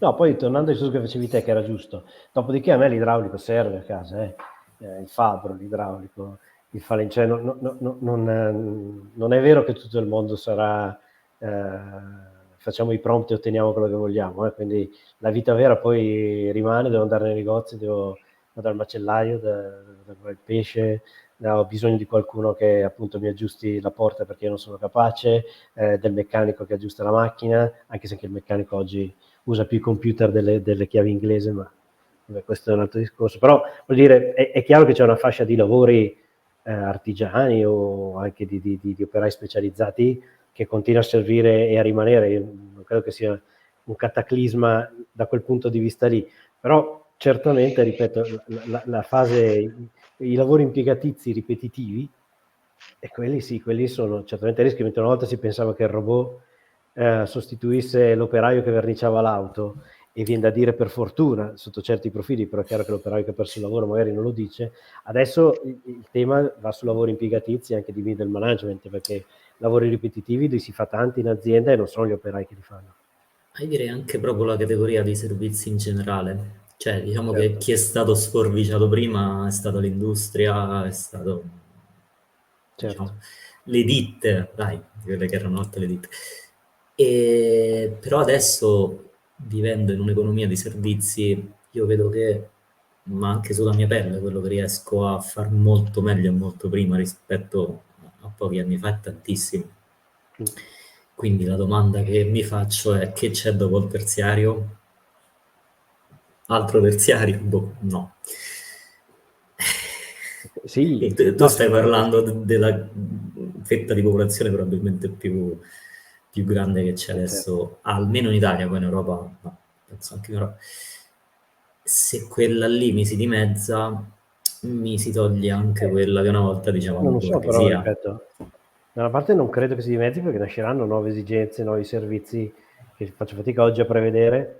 Però Non c'è un quaternario, secondo te, se rimane nel terziario? No, sarà sempre terziario, però sarà terziario che fa cose diverse o in modo diverso, o fornirà servizi diversi. Anche questo discorso qui di fornire assistenza alle aziende per introdurre l'intelligenza artificiale è, se vuoi, un'attività di servizio che una volta non c'era. La formazione su queste cose qui è un'attività di servizio che una volta non c'era e adesso c'è, tanto per le due cose che abbiamo citato noi, quindi cambierà. È chiaro che una delle cose secondo me che va assolutamente ragionata e pensata è che sperando che aumenti la ricchezza, e questa è una scommessa, chissà se è vero, però certamente sarà importante riuscire a utilizzare questa ricchezza in più per dare retribuzione a dei lavori utili, l'argomento che con te abbiamo già affrontato, non in discussione aperta, ma con te Paolo abbiamo già affrontato tutti i lavori legati per esempio alla cura della persona, i lavori legati alla cultura, agli aspetti museali, al turismo,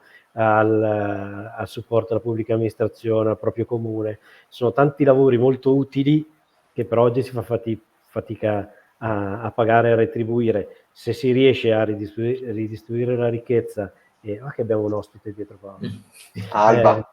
Alba, e riusciamo a ridistribuire la ricchezza e utilizzarla in modo tale da retribuire anche questi lavori che in automatico non producono ricchezza ma che ci servono, la società potrebbe essere una società migliore che dà lavoro a più persone e li retribuisce il giusto, senza per forza che ci sia dietro una mentalità, chiamiamola capitalista, se mi permetti la No, anche semplificazione. perché molti confondono ricchezza con i soldi. Esatto, sì, Forse sì, dovremmo dire benessere più che ricchezza. esattamente, è proprio il problema di qualità della vita, no? Che deve migliorare. Noi dobbiamo riuscire a vivere meglio, avere più tempo, perché il tempo è una ricchezza straordinaria che abbiamo sempre meno, e meno per dare probabilmente i soldi che abbiamo in tasca, però questo è un discorso, andiamo a perderci poi, insomma. Sì, io penso che attendere o perde di valore il denaro in sé e magari si potrebbe fare qualche sistema alla banca del tempo, questo tipo di robe qua. Beh, sì. Perché cioè, se la sproporzione è troppa, perde di valore il bene denaro. Quindi o sarà semplicissimo farsi finanziare pure le cose più stupide, perché ci saranno talmente tanti soldi in giro e chi se ne frega. Cosa che abbiamo già visto nell'epoca dei tassi zero, perché ho visto delle start-up, ragazzi, basate veramente sul nulla. Oppure bisognerà pensare a rimanere in questo sistema qua, ma pagare le persone, random, free. Io altri modi, onestamente, non ne vedo. No, cioè, insomma, il discorso che il PIL non è l'unica misura della ricchezza di un popolo, mi pare abbia fatto Kennedy, quindi insomma, non è... No, disse anche la peggiore chi l'ha inventato, quindi cioè, chi ha introdotto la misura del PIL ha detto, regà, no. E invece No, hanno un po' sì, è introdotto chiaro quello. che nessuno, per carità, serve anche avere una capacità Beh, finanziaria, però ci lo mancherebbe stesso altro. Kennedy diceva, guarda che nel PIL c'è pure chi produce sigarette, chi produce armi, chi Certo. ammazza Vedi le persone. armi adesso, insomma, cioè. Insomma, è un qualcosa che non ha futuro, cioè, quindi sono d'accordissimo con te. Quindi l'inserimento delle AI in azienda è cosa buona e giusta, mi sembra di capire. Inevitabile, io non so se è giusto, adesso non voglio dare giudizi etici, però le aziende che non lo faranno, cioè, faccio un esempio, un'offerta che prima dovevi leggere il capitolato in 1500 pagine, andarti a vedere, studiarti le leggi relative, andare a vedere cosa costavano i vari materiali su tabelle Excel complicatissime, ci mettevi una settimana a farla, adesso ci metti 3 giorni. Adesso il cliente ti dice che bello, in 3 giorni me l'hai data, bravo, sono contento. Domani ti dice, uè, il quarto giorno non l'hai ancora mandata, muore. Cioè, capito? Si riduce il tempo e adesso è nice, ma in futuro se non lo fai esci, perché è sempre stato così, no? Cioè, i tempi standard diventano i migliori. Questo è chiaramente un problema, però sarà così, è inutile. Senti, ti faccio una domanda interessata, nel Prego. senso che tu hai parlato molto di chatbot, no? Sì. Quindi che l'attenzione tua comunque delle aziende è rivolta a quelle lì perché sostanzialmente si tratta di gestire documenti e quindi lo strumento è quello. Ma a me piace di più la parte, quella invece delle AI generative, quelle creative, immagini così. A livello di aziende così, c'è un interesse anche solo per curiosità per questo tipo di strumenti o sono lì che non ce ne frega niente, dammi Marco? ChatGPT. Lui ha detto anche una cosa bruttissima quando ha parlato della parte relativa al marketing, perché c'era un punto nella presentazione Sì, dove praticamente ti diceva che si genera tutto. sì, Le sul marketing, presentazioni, feed, sì, sì. eccetera, eccetera. Io ho visto far presentare un prodotto in coreano al marketing manager dell'azienda che il coreano non aveva mai neanche lontanamente parlato, insomma, e le labbra si muovevano correttamente. Quindi, no, è chiaro che Synthesia? Con Synthesia questi con tool Synthesia, qui? bravo, sì. E i Gen, Synthesia, queste cose qua. E è chiaro che la parte di generazione di prodotti di marketing adesso si velocizza molto. È altrettanto chiaro che nel marketing, per esempio, è l'evidente esempio che quello che fa la differenza è l'idea, non la realizzazione. E l'idea è ancora umana, quindi secondo me questi strumenti aumentano la possibilità di generare cose che ti vengono in mente che una volta non riuscivi a fare, costavano troppo, e che adesso invece riesci a fare. Quindi secondo me è un boost, non farà perdere posti di lavoro, ma aumenterà la qualità del marketing che anche aziende piccole potranno fare. Questo è sicuramente uno dei campi su cui l'intelligenza artificiale ormai è usata in maniera più diffusa. Non aumenta pure il rumore, cioè se tutti sono capaci a fare 100.000, ok. Però i più bravi si vedono ancora, quelli che No, hanno quello si l'idea vedranno migliore sempre. si vedono ancora, nettamente. Ma cominciano ad esserci dei bravi con le AI? Non so cosa intendi. Vuoi dire Nel bravi senso, a usarle? allora, no, nel senso, non tanto usarle è una cosa tecnica. Esatto, no. Vedo nel campo delle immagini, no? Ti faccio l'esempio delle immagini perché è quello che mi interessa. Sì, Io comincio a vedere gente, non tanti, sono pochi, che passata la buffata delle immagini fantastiche, l'elefante sullo skateboard che si beve che si prende si beve l'aperitivo sì, con gli occhiali da sole, che così, no? sì. Passata quella buffata, che in realtà sta continuando però un po' meno, va bene, hanno cominciato a lavorare a guardare a Midjourney, Stable Diffusion non come cose meravigliose, ma come strumenti per la creatività, no? E hanno cominciato a ragionare su come loro, chiamano gli artisti, chiamali come ti pare, l'etichetta non è importante, come loro avrebbero potuto usarli, e stanno cominciando a uscire fuori immagini che fanno capire che quella persona lì che sta usando Midjourney, che sta usando Stable Diffusion, che sta usando Suno, quello che ti pare, no? È un creativo perché usa quella cosa lì come uno strumento, ma ci mette dentro la sua idea, ce la fa, e quindi quella persona lì si distingue dai 99.000 altri che fanno gli elefanti sullo skateboard. Ecco, Allora, sì. Allora, intanto cominciamo col dire una cosa, che io sto avendo la nausea a vedere tutte le immagini generate da lì, perché sono tutte uguali, uso anch'io, no? Perché sono GPT, stavo facendo la presentazione e dico, senti, dammi un'immagine per... E lei mi fa tutte uguali, sono tutte di una piattezza mostruosa. Quindi da un punto di vista è facile, è veloce, ma il difficile, come diceva giustamente Marco, era distinguersi dal rumore, no? Secondo me ancora non abbiamo ancora imparato a ragionare con la testa fuori dalla scatola, cioè abbiamo ancora in mente dei limiti che sono i limiti che ci siamo costruiti in 2000 anni di tecnica pittorica e creativa basata sul limite dato dallo strumento. O E dal non fatto abbiamo che ci ancora... vuole troppo per realizzare una cosa. Quello è un altro Sì, limite che ci sì, diamo. sì, hai presente, no? Quando i cavalli sono abituati a stare in un recinto, tu gli apri la porta e loro stanno dentro lo stesso, perché sono abituati a stare lì e non gli viene in mente che possono uscire, no? Ecco, io ho l'impressione che i più bravi sono quelli che stanno incominciando a vedere che lo steccato è aperto e incominciano a ragionare in un modo diverso da come abbiamo sempre ragionato tutti noi, e allora vengono fuori delle cose, secondo me, veramente belle, notevoli e originali. Ecco, quando tu dici bravi con la I, secondo me sono quelli che ragionano sì, ma con la infatti testa sono fuori loro. dalla Siccome scatola.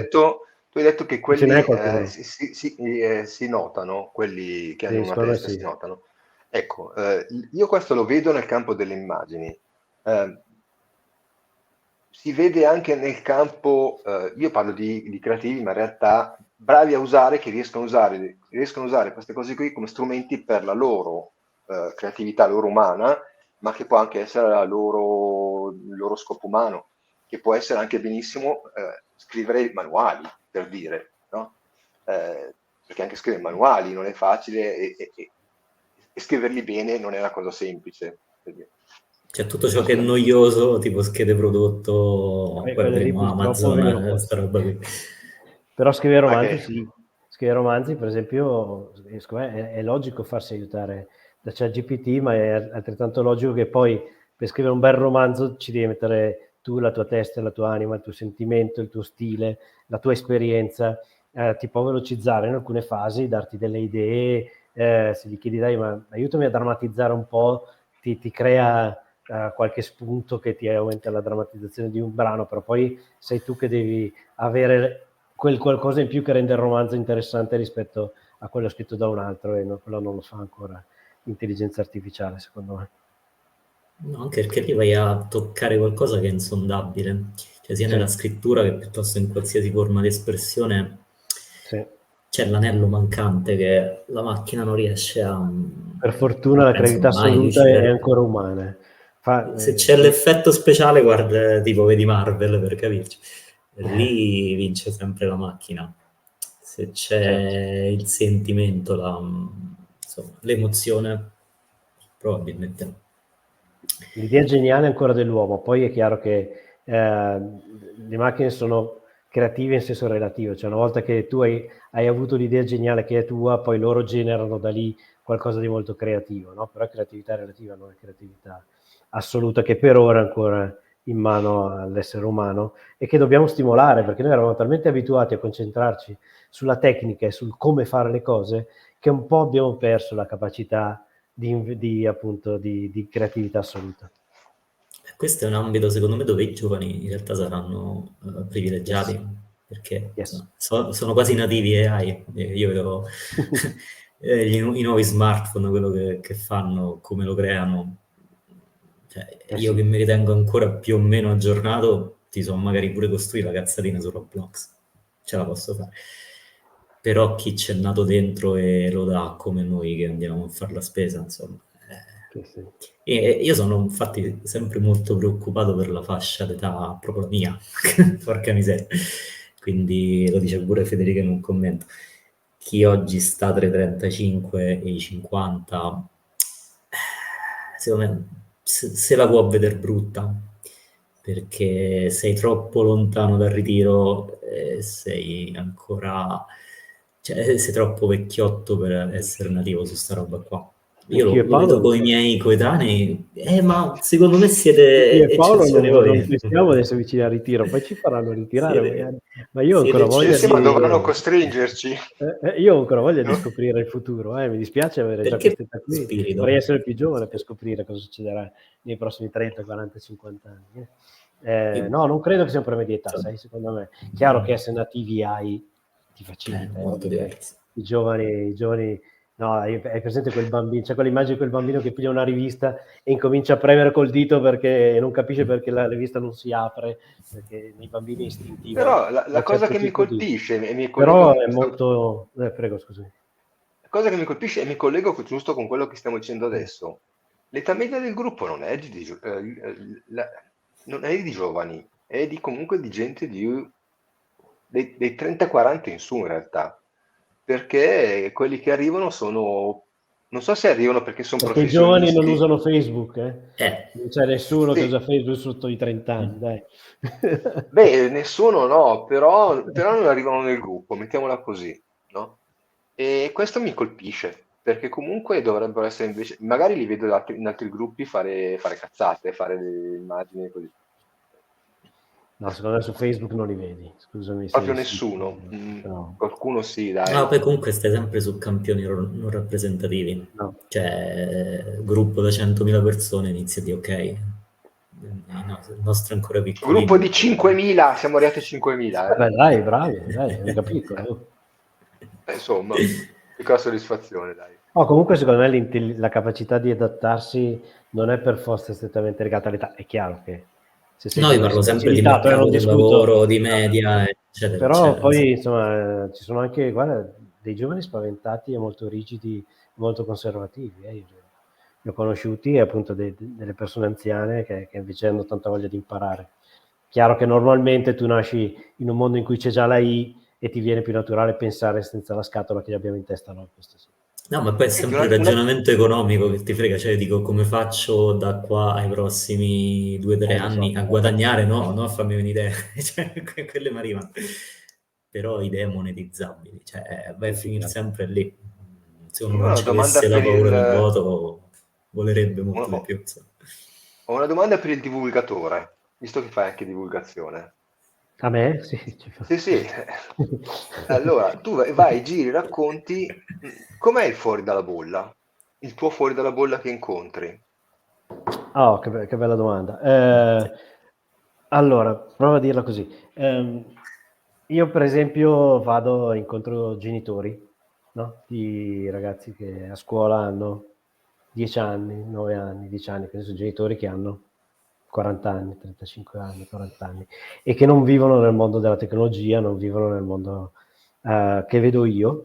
Ecco, lì incontri anche persone appunto dell'età di Marco che ti chiedono: ma cos'è sto GPT di cui tu parli, che non ne ho mai sentito parlare, no?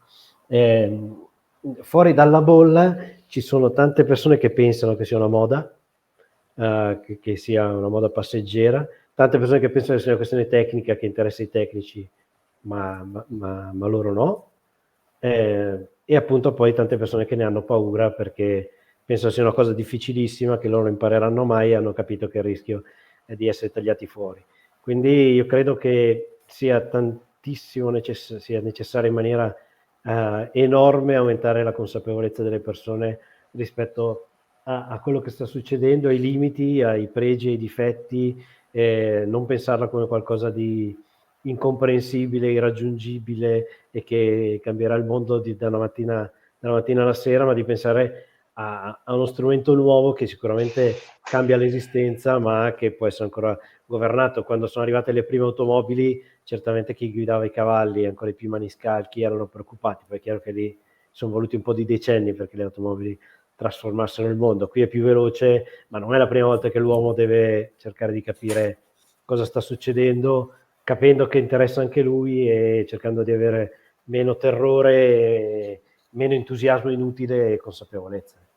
Tra l'altro la sensazione che ho io, ma dammi la tua opinione, è che il Mm-hmm. fuori dalla bolla sia ancora molto più grande del dentro la bolla.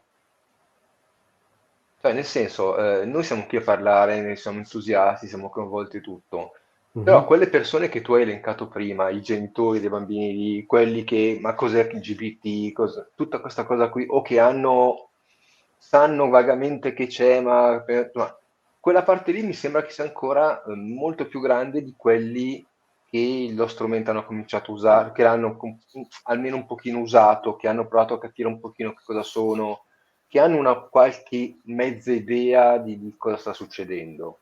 O sbaglio? Uh, Puoi anche dirmi che sbaglio, eh? Non è no, che... io non credo di...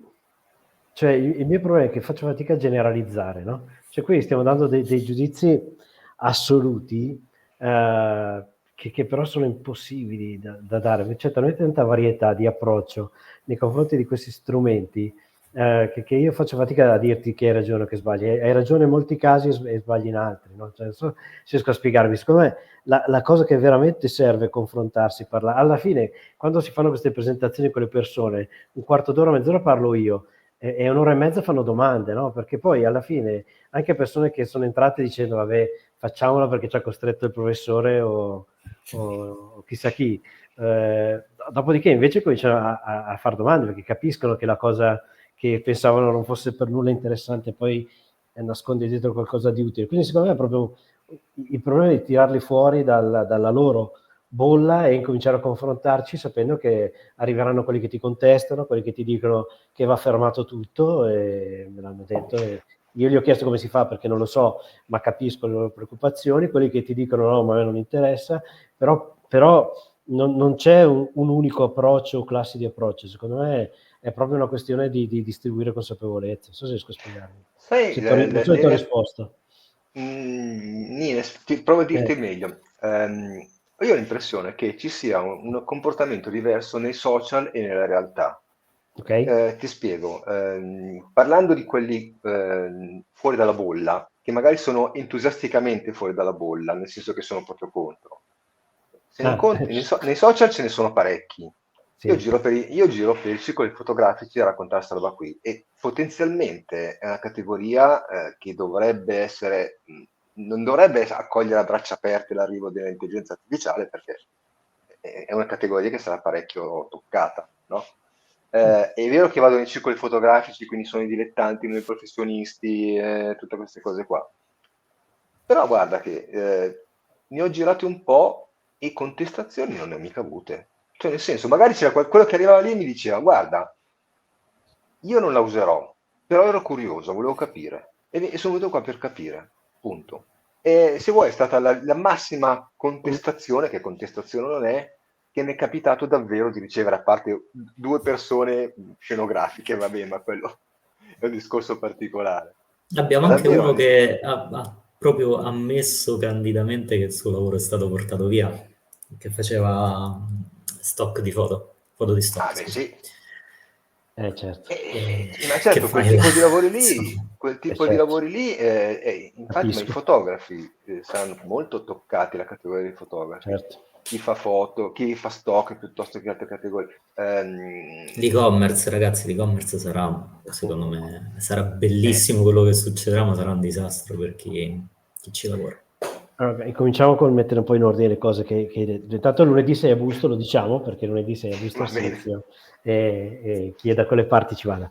Allora, secondo me le categorie che vengono agli incontri e che fanno fotografia, cioè qualcosa di creativo, sono già un po' meglio predisposte del resto. Io andando in giro, parlandone, cioè in piazza, voglio dire, al mercato, con la gente, quando dico io con l'intelligenza artificiale, tanti mi dicono, oh, mamma mia, ma stai attento, ma sei E poi c'hanno sicuro? Alexa a casa. No, esatto, e poi c'è Alexa a casa e comunque usano il navigatore, comunque usano WhatsApp, e comunque, no?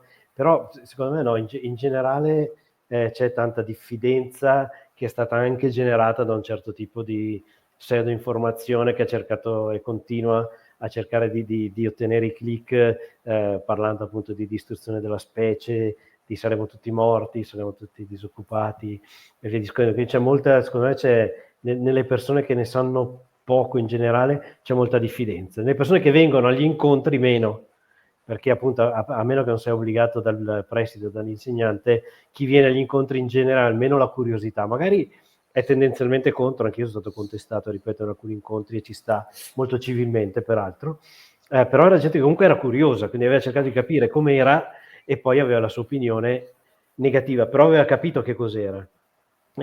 Invece io in giro, persone che incontro che dicono: no, io a quando tu fai gli incontri sull'intelligenza artificiale non verrò mai, perché per me è una cosa brutta, è una cosa cattiva, è una cosa pericolosa, io non ci voglio venire. E quella è molto più difficile, perché lì devi incominciare a aprire la porta, poi dopo ci confrontiamo e parliamo. Ecco, quella fascia di popolazione lì noi non la raggiungiamo, facciamo fatica a raggiungere, secondo me non è numericamente banale.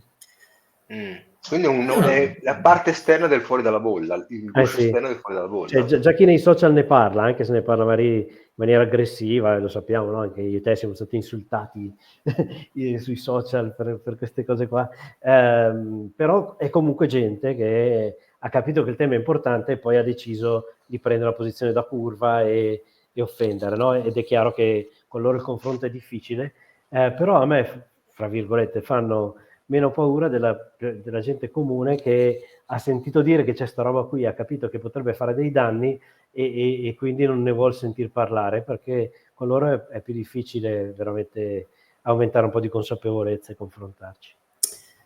Una domanda che io ho pure, sempre su queste cose.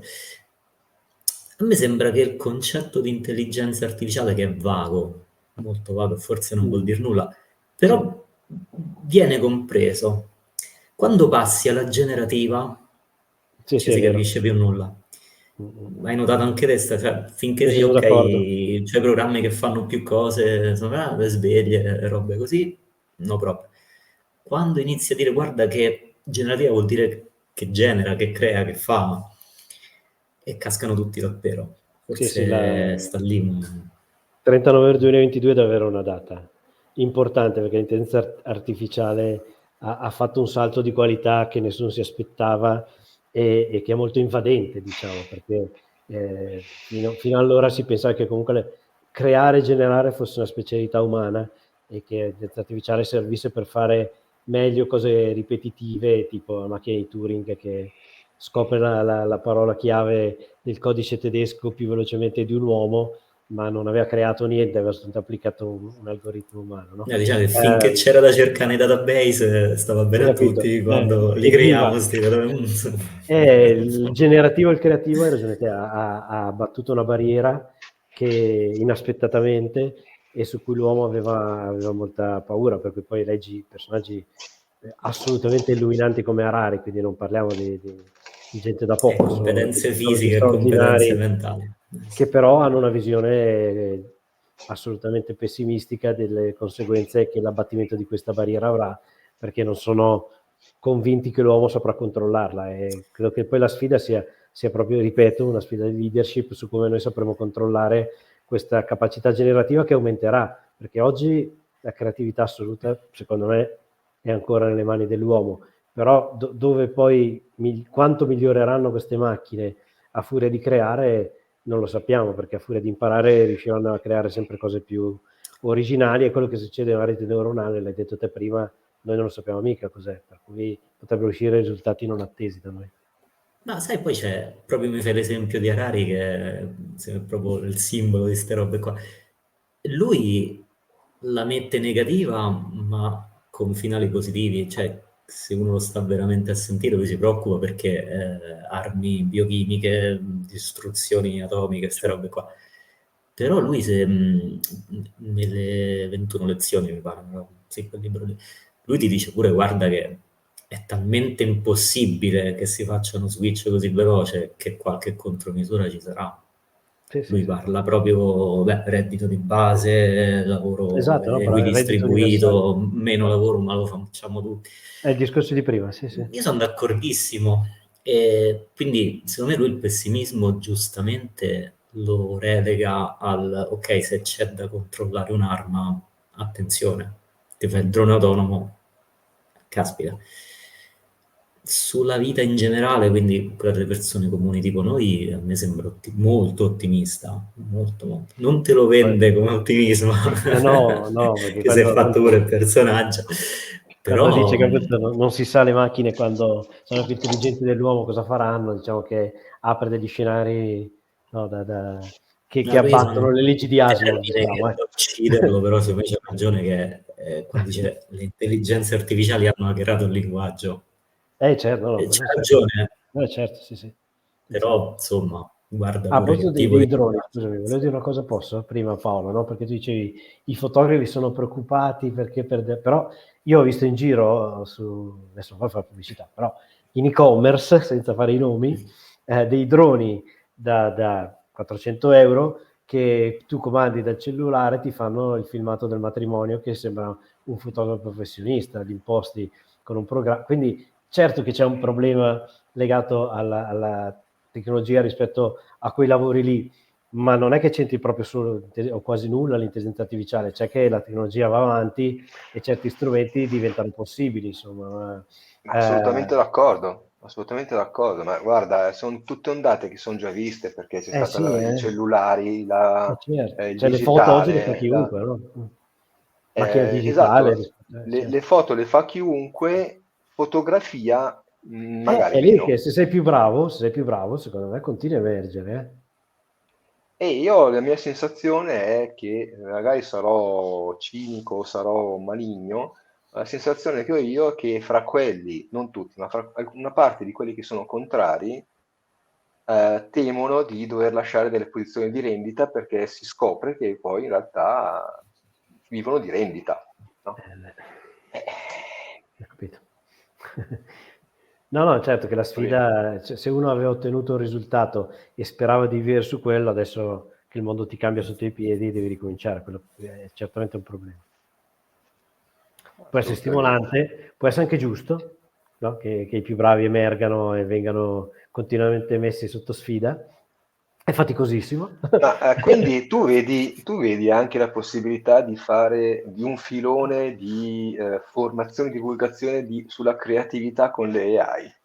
Sì, Eh? certamente sì.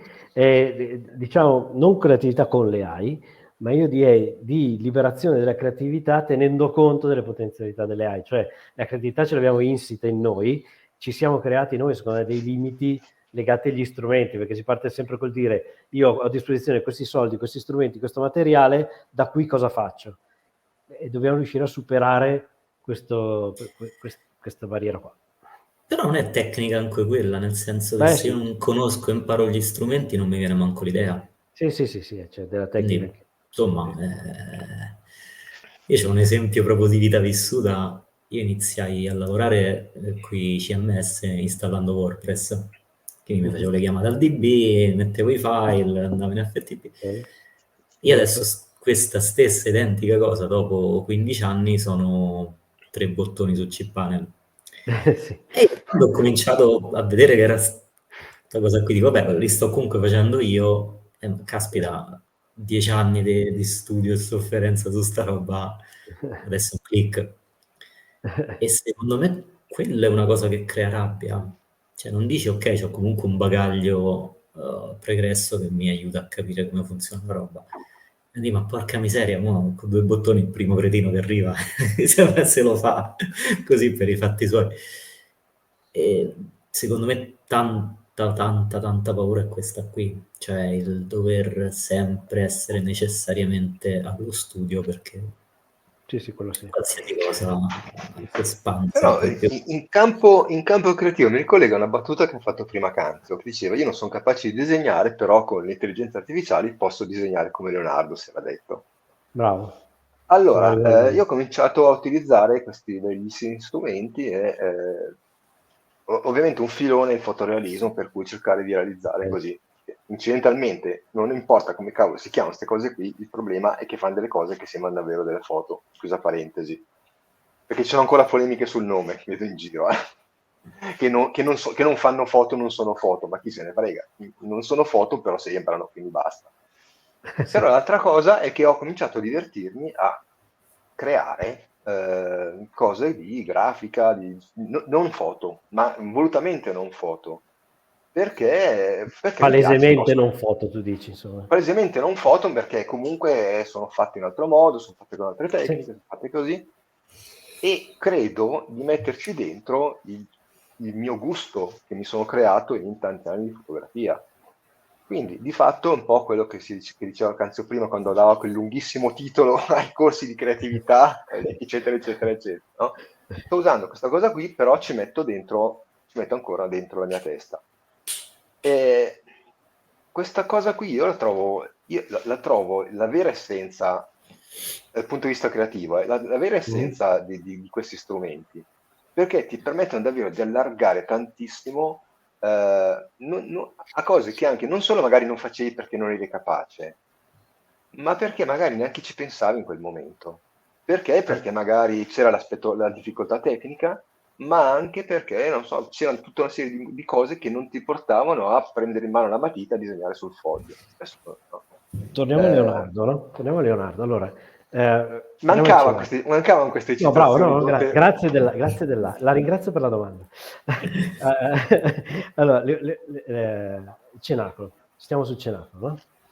Allora, Leonardo ha un'idea straordinariamente geniale, unica, di rappresentare il linguaggio del corpo dei discepoli nel momento in cui Gesù ha appena detto che sarà tradito, cosa che non aveva mai fatto nessuno, applicando una descrizione dei linguaggi del corpo di psicologia. Ti si sente male. Ti si sente male. Adesso mi senti? Sì.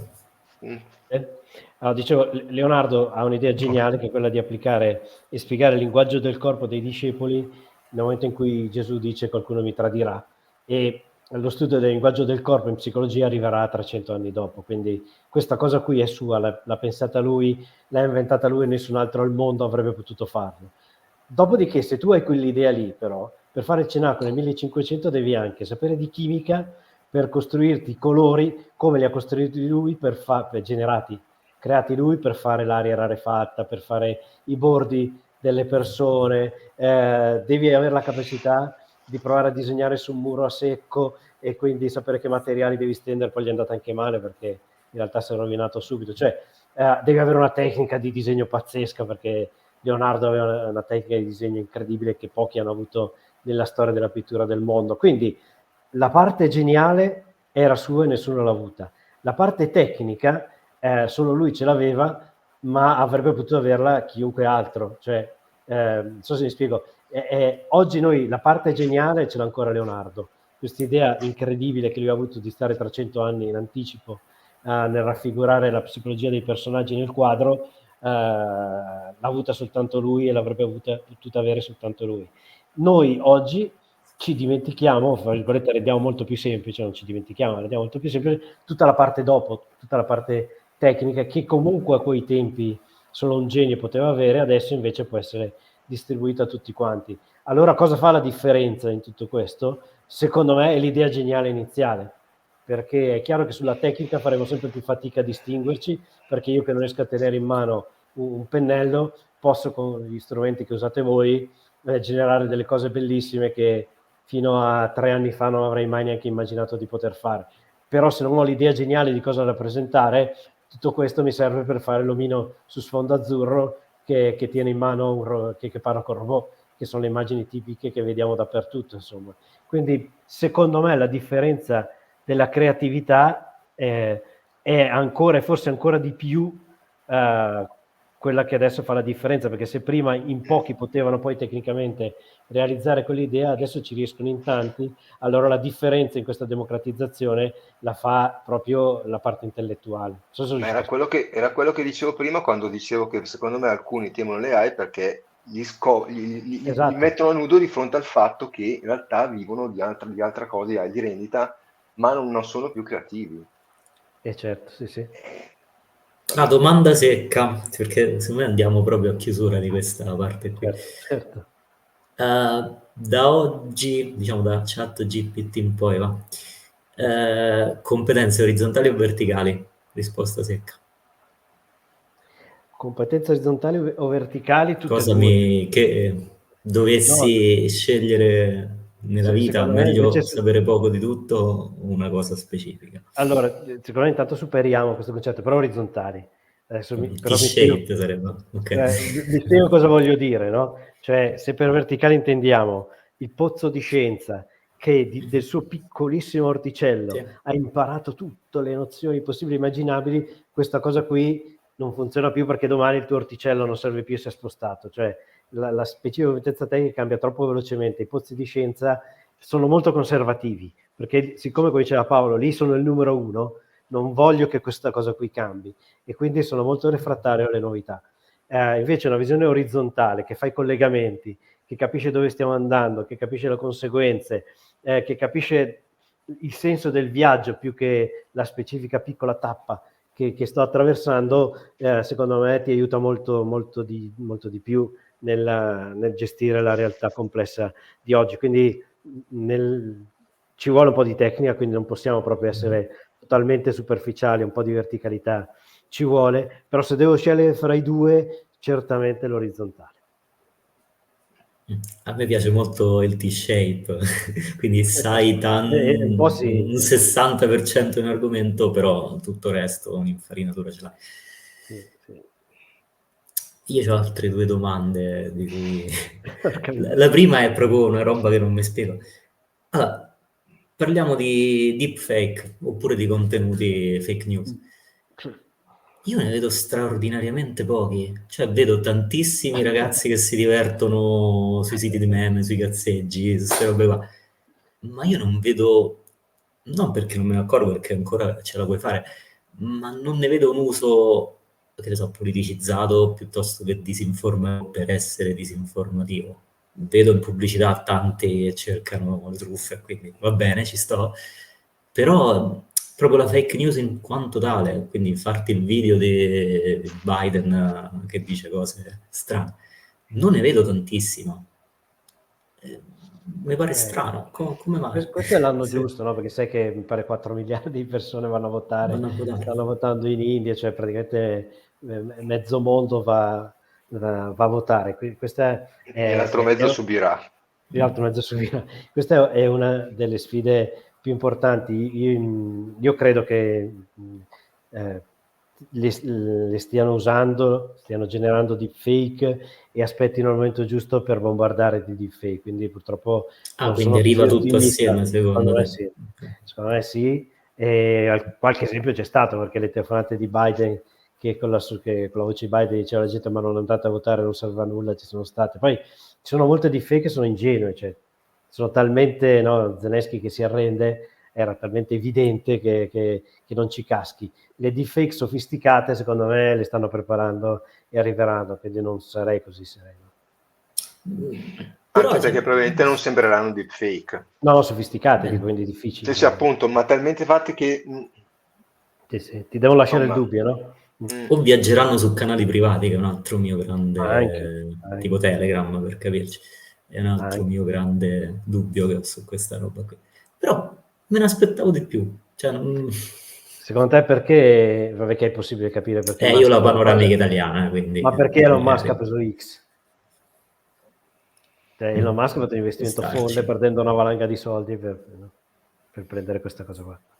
Però vedremo, insomma. Io su questo non sono molto ottimista perché la lotta di potere purtroppo oggi si sviluppa moltissimo sui messaggi, sui social, sull'immagine, molto più che sui programmi, sui contenuti, e quindi è il terreno delle deepfake, secondo me. Io lo vedo molto... Io mi ricordo, a proposito di fake, la Brexit, una giornalista inglese, mi sembra Carol qualcosa, ha fatto un bellissimo servizio, anche finita in qualche TED a raccontare, in cui era andata in un paese in Scozia, una cittadina in Scozia, o comunque nel nord dell'Inghilterra, in cui si erano riversati fiumi dalla comunità europea per costruire, non so, l'ospedale, il palazzetto dell'ospedale, eppure lì c'erano i cartelli, la comunità europea ci porterà i soldi, quando ci saremo staccati avremo un sacco di soldi in più da spendere qua, guarda che arriva il immigrato di qualunque colore a portarci via il lavoro, e in quella cittadina lì la Brexit ha vinto, no? Sì. Quando avevano davanti agli occhi invece gli effetti positivi dell'essere una comunità europea, perché le cose le vedevano.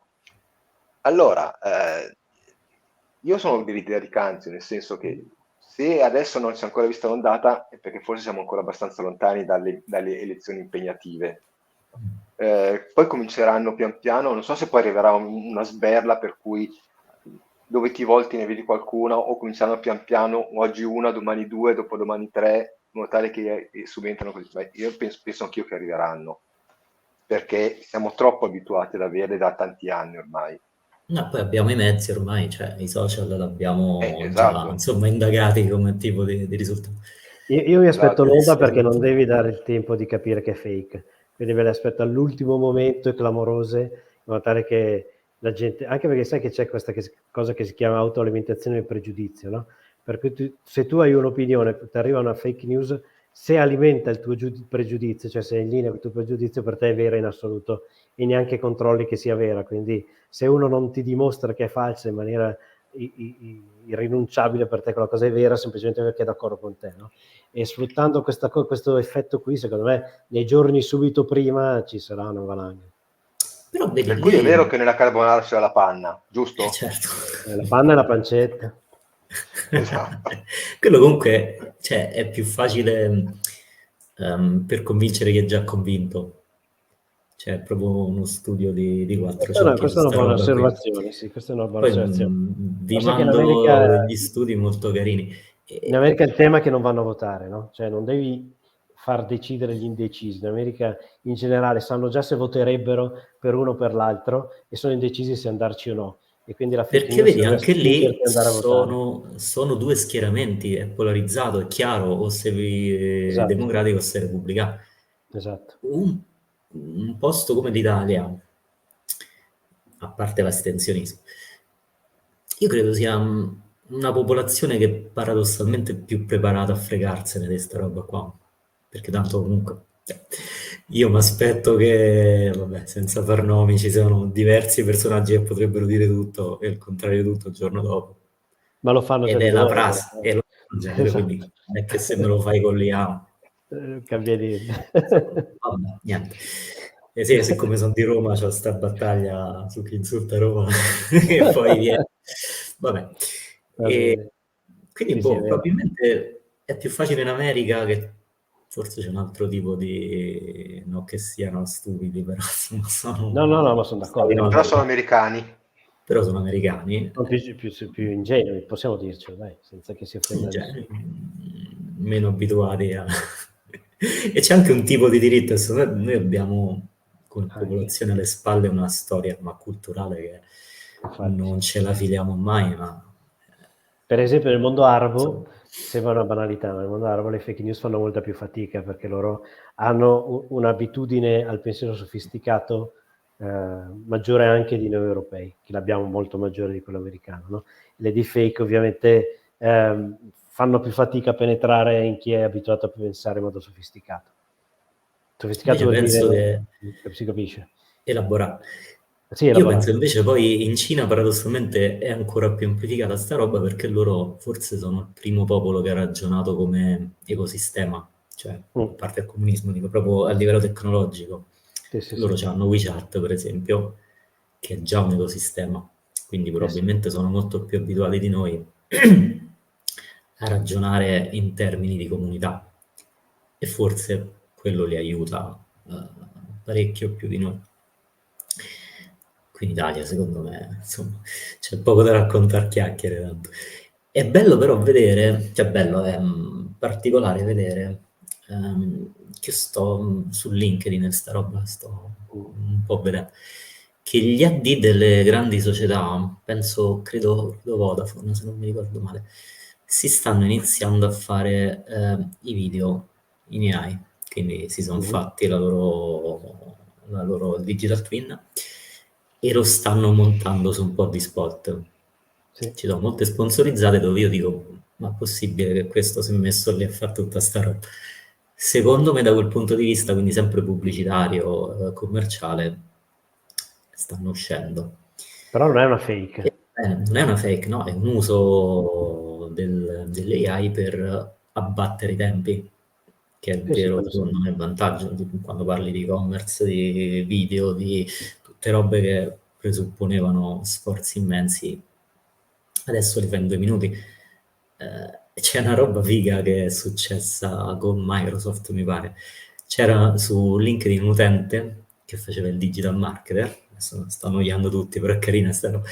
E lui si lamentava perché in America le sponsorizzate che uno fa sono già con IA generativa. Quindi lui doveva promuovere un prodotto e non riusciva a escludere un tipo di creatività che gli faceva Bing. Così. E lui adesso si lamentano del contrario, cioè c'è troppa creatività e io non c'ho il controllo. che ne so, secondo me fuori da Devi imparare anche lì a sta arrivando usarlo. anche in Italia perché c'è Facebook che sta prendendo iniziative fuori controllo, questo ve lo dico da addetto al settore, e fra un po' ne vediamo nelle belle. Ti faccio un'ultima domanda poi, perché su queste cose sono molto noioso. Ti è mai capitato di parlare di IA con un economista o comunque qualcuno del settore? Io ho una teoria che ti dico, mi dici se hai qualche riscontro. Sì? Le IA secondo me sono un sistema che è deflazionistico, cioè aumenta talmente tanto la produttività che in un modo o nell'altro abbassa i prezzi. Ti parlo di servizi, chiaramente poi beni essenziali. No? È una minchiata che sto dicendo io, oppure ci dobbiamo preoccupare anche No. di dare tanto valore a poco prezzo?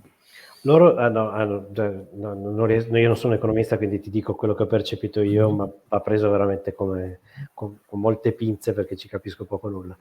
Una cosa che loro trovano estremamente interessante e che lo sarà ancora di più col calcolo quantistico è che riesce a analizzare tutti i dati passati complessi di dimensioni enormi e quindi riesce ad avere una visione del trend sempre un po' più precisa. Poi nessuno saprà mai cosa succederà domani, però le tendenze diventano un po' meno istinto e naso e un po' più data driven e questo ovviamente per chi ragiona in termini finanziari non è un aspetto da poco, quindi magari non avrò il dato preciso della crescita del PIL in Thailandia nel 2025, però la tendenza a salire o a scendere l'avrò con buona approssimazione perché ho una base dati che mi guida parecchio sul passato e quindi mi fa capire cosa dovrebbe succedere presumibilmente nel futuro secondo i cataclismi. Questo è un primo tema. Il secondo Io in tema realtà ragionavo ecco, proprio esattamente sulla produttività in realtà.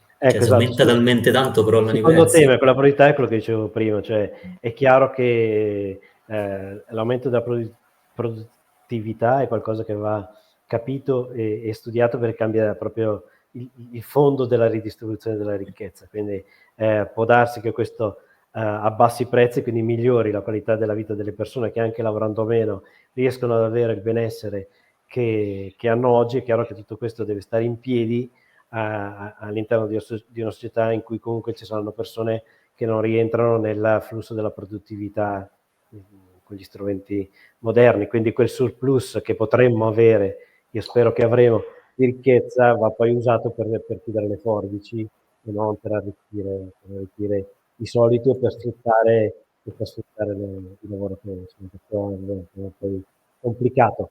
Però credo anch'io, sì, hai ragione te, che il rischio di un aspetto che chiamiamo deflazionistico. E poi aumentano i mercati col famoso winner takes all, cioè se tu sei talmente bravo Poi, ti prendi tutto. E per quello va un po' evitato, no? Quando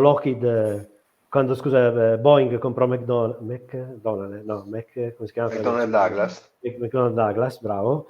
Poi quello che è successo che Boeing ha peggiorato moltissimo il proprio livello di qualità, perché mancando competitività ha avuto dei problemi tecnici che probabilmente non avrebbe avuto se avesse dovuto combattere con qualcuno. Quindi secondo me il tema che non può essere tutto il mondo di Microsoft, tutto il mondo di Meta è un tema importante e bisogna evitare che poi ci siano 2 o 3 player che decidano tutto per il mondo. Questo sì è un altro tema molto complicato che in America è in discussione, perché la storia del monopolismo è aperto una discussione importante negli Stati Uniti. C'è adesso non mi ricordo come si chiama, la presidente della commissione contro i monopoli del Congresso, che sta facendo una battaglia importante su questo fronte, e secondo me è un tema che per loro è molto sensibile, perché in passato sono stati molto poco attenti e il tutto ha prodotto della qualità peggiore, al di là del fatto che ci sia qualcuno che si arricchisce troppo e che ti puoi definire le regole di mercato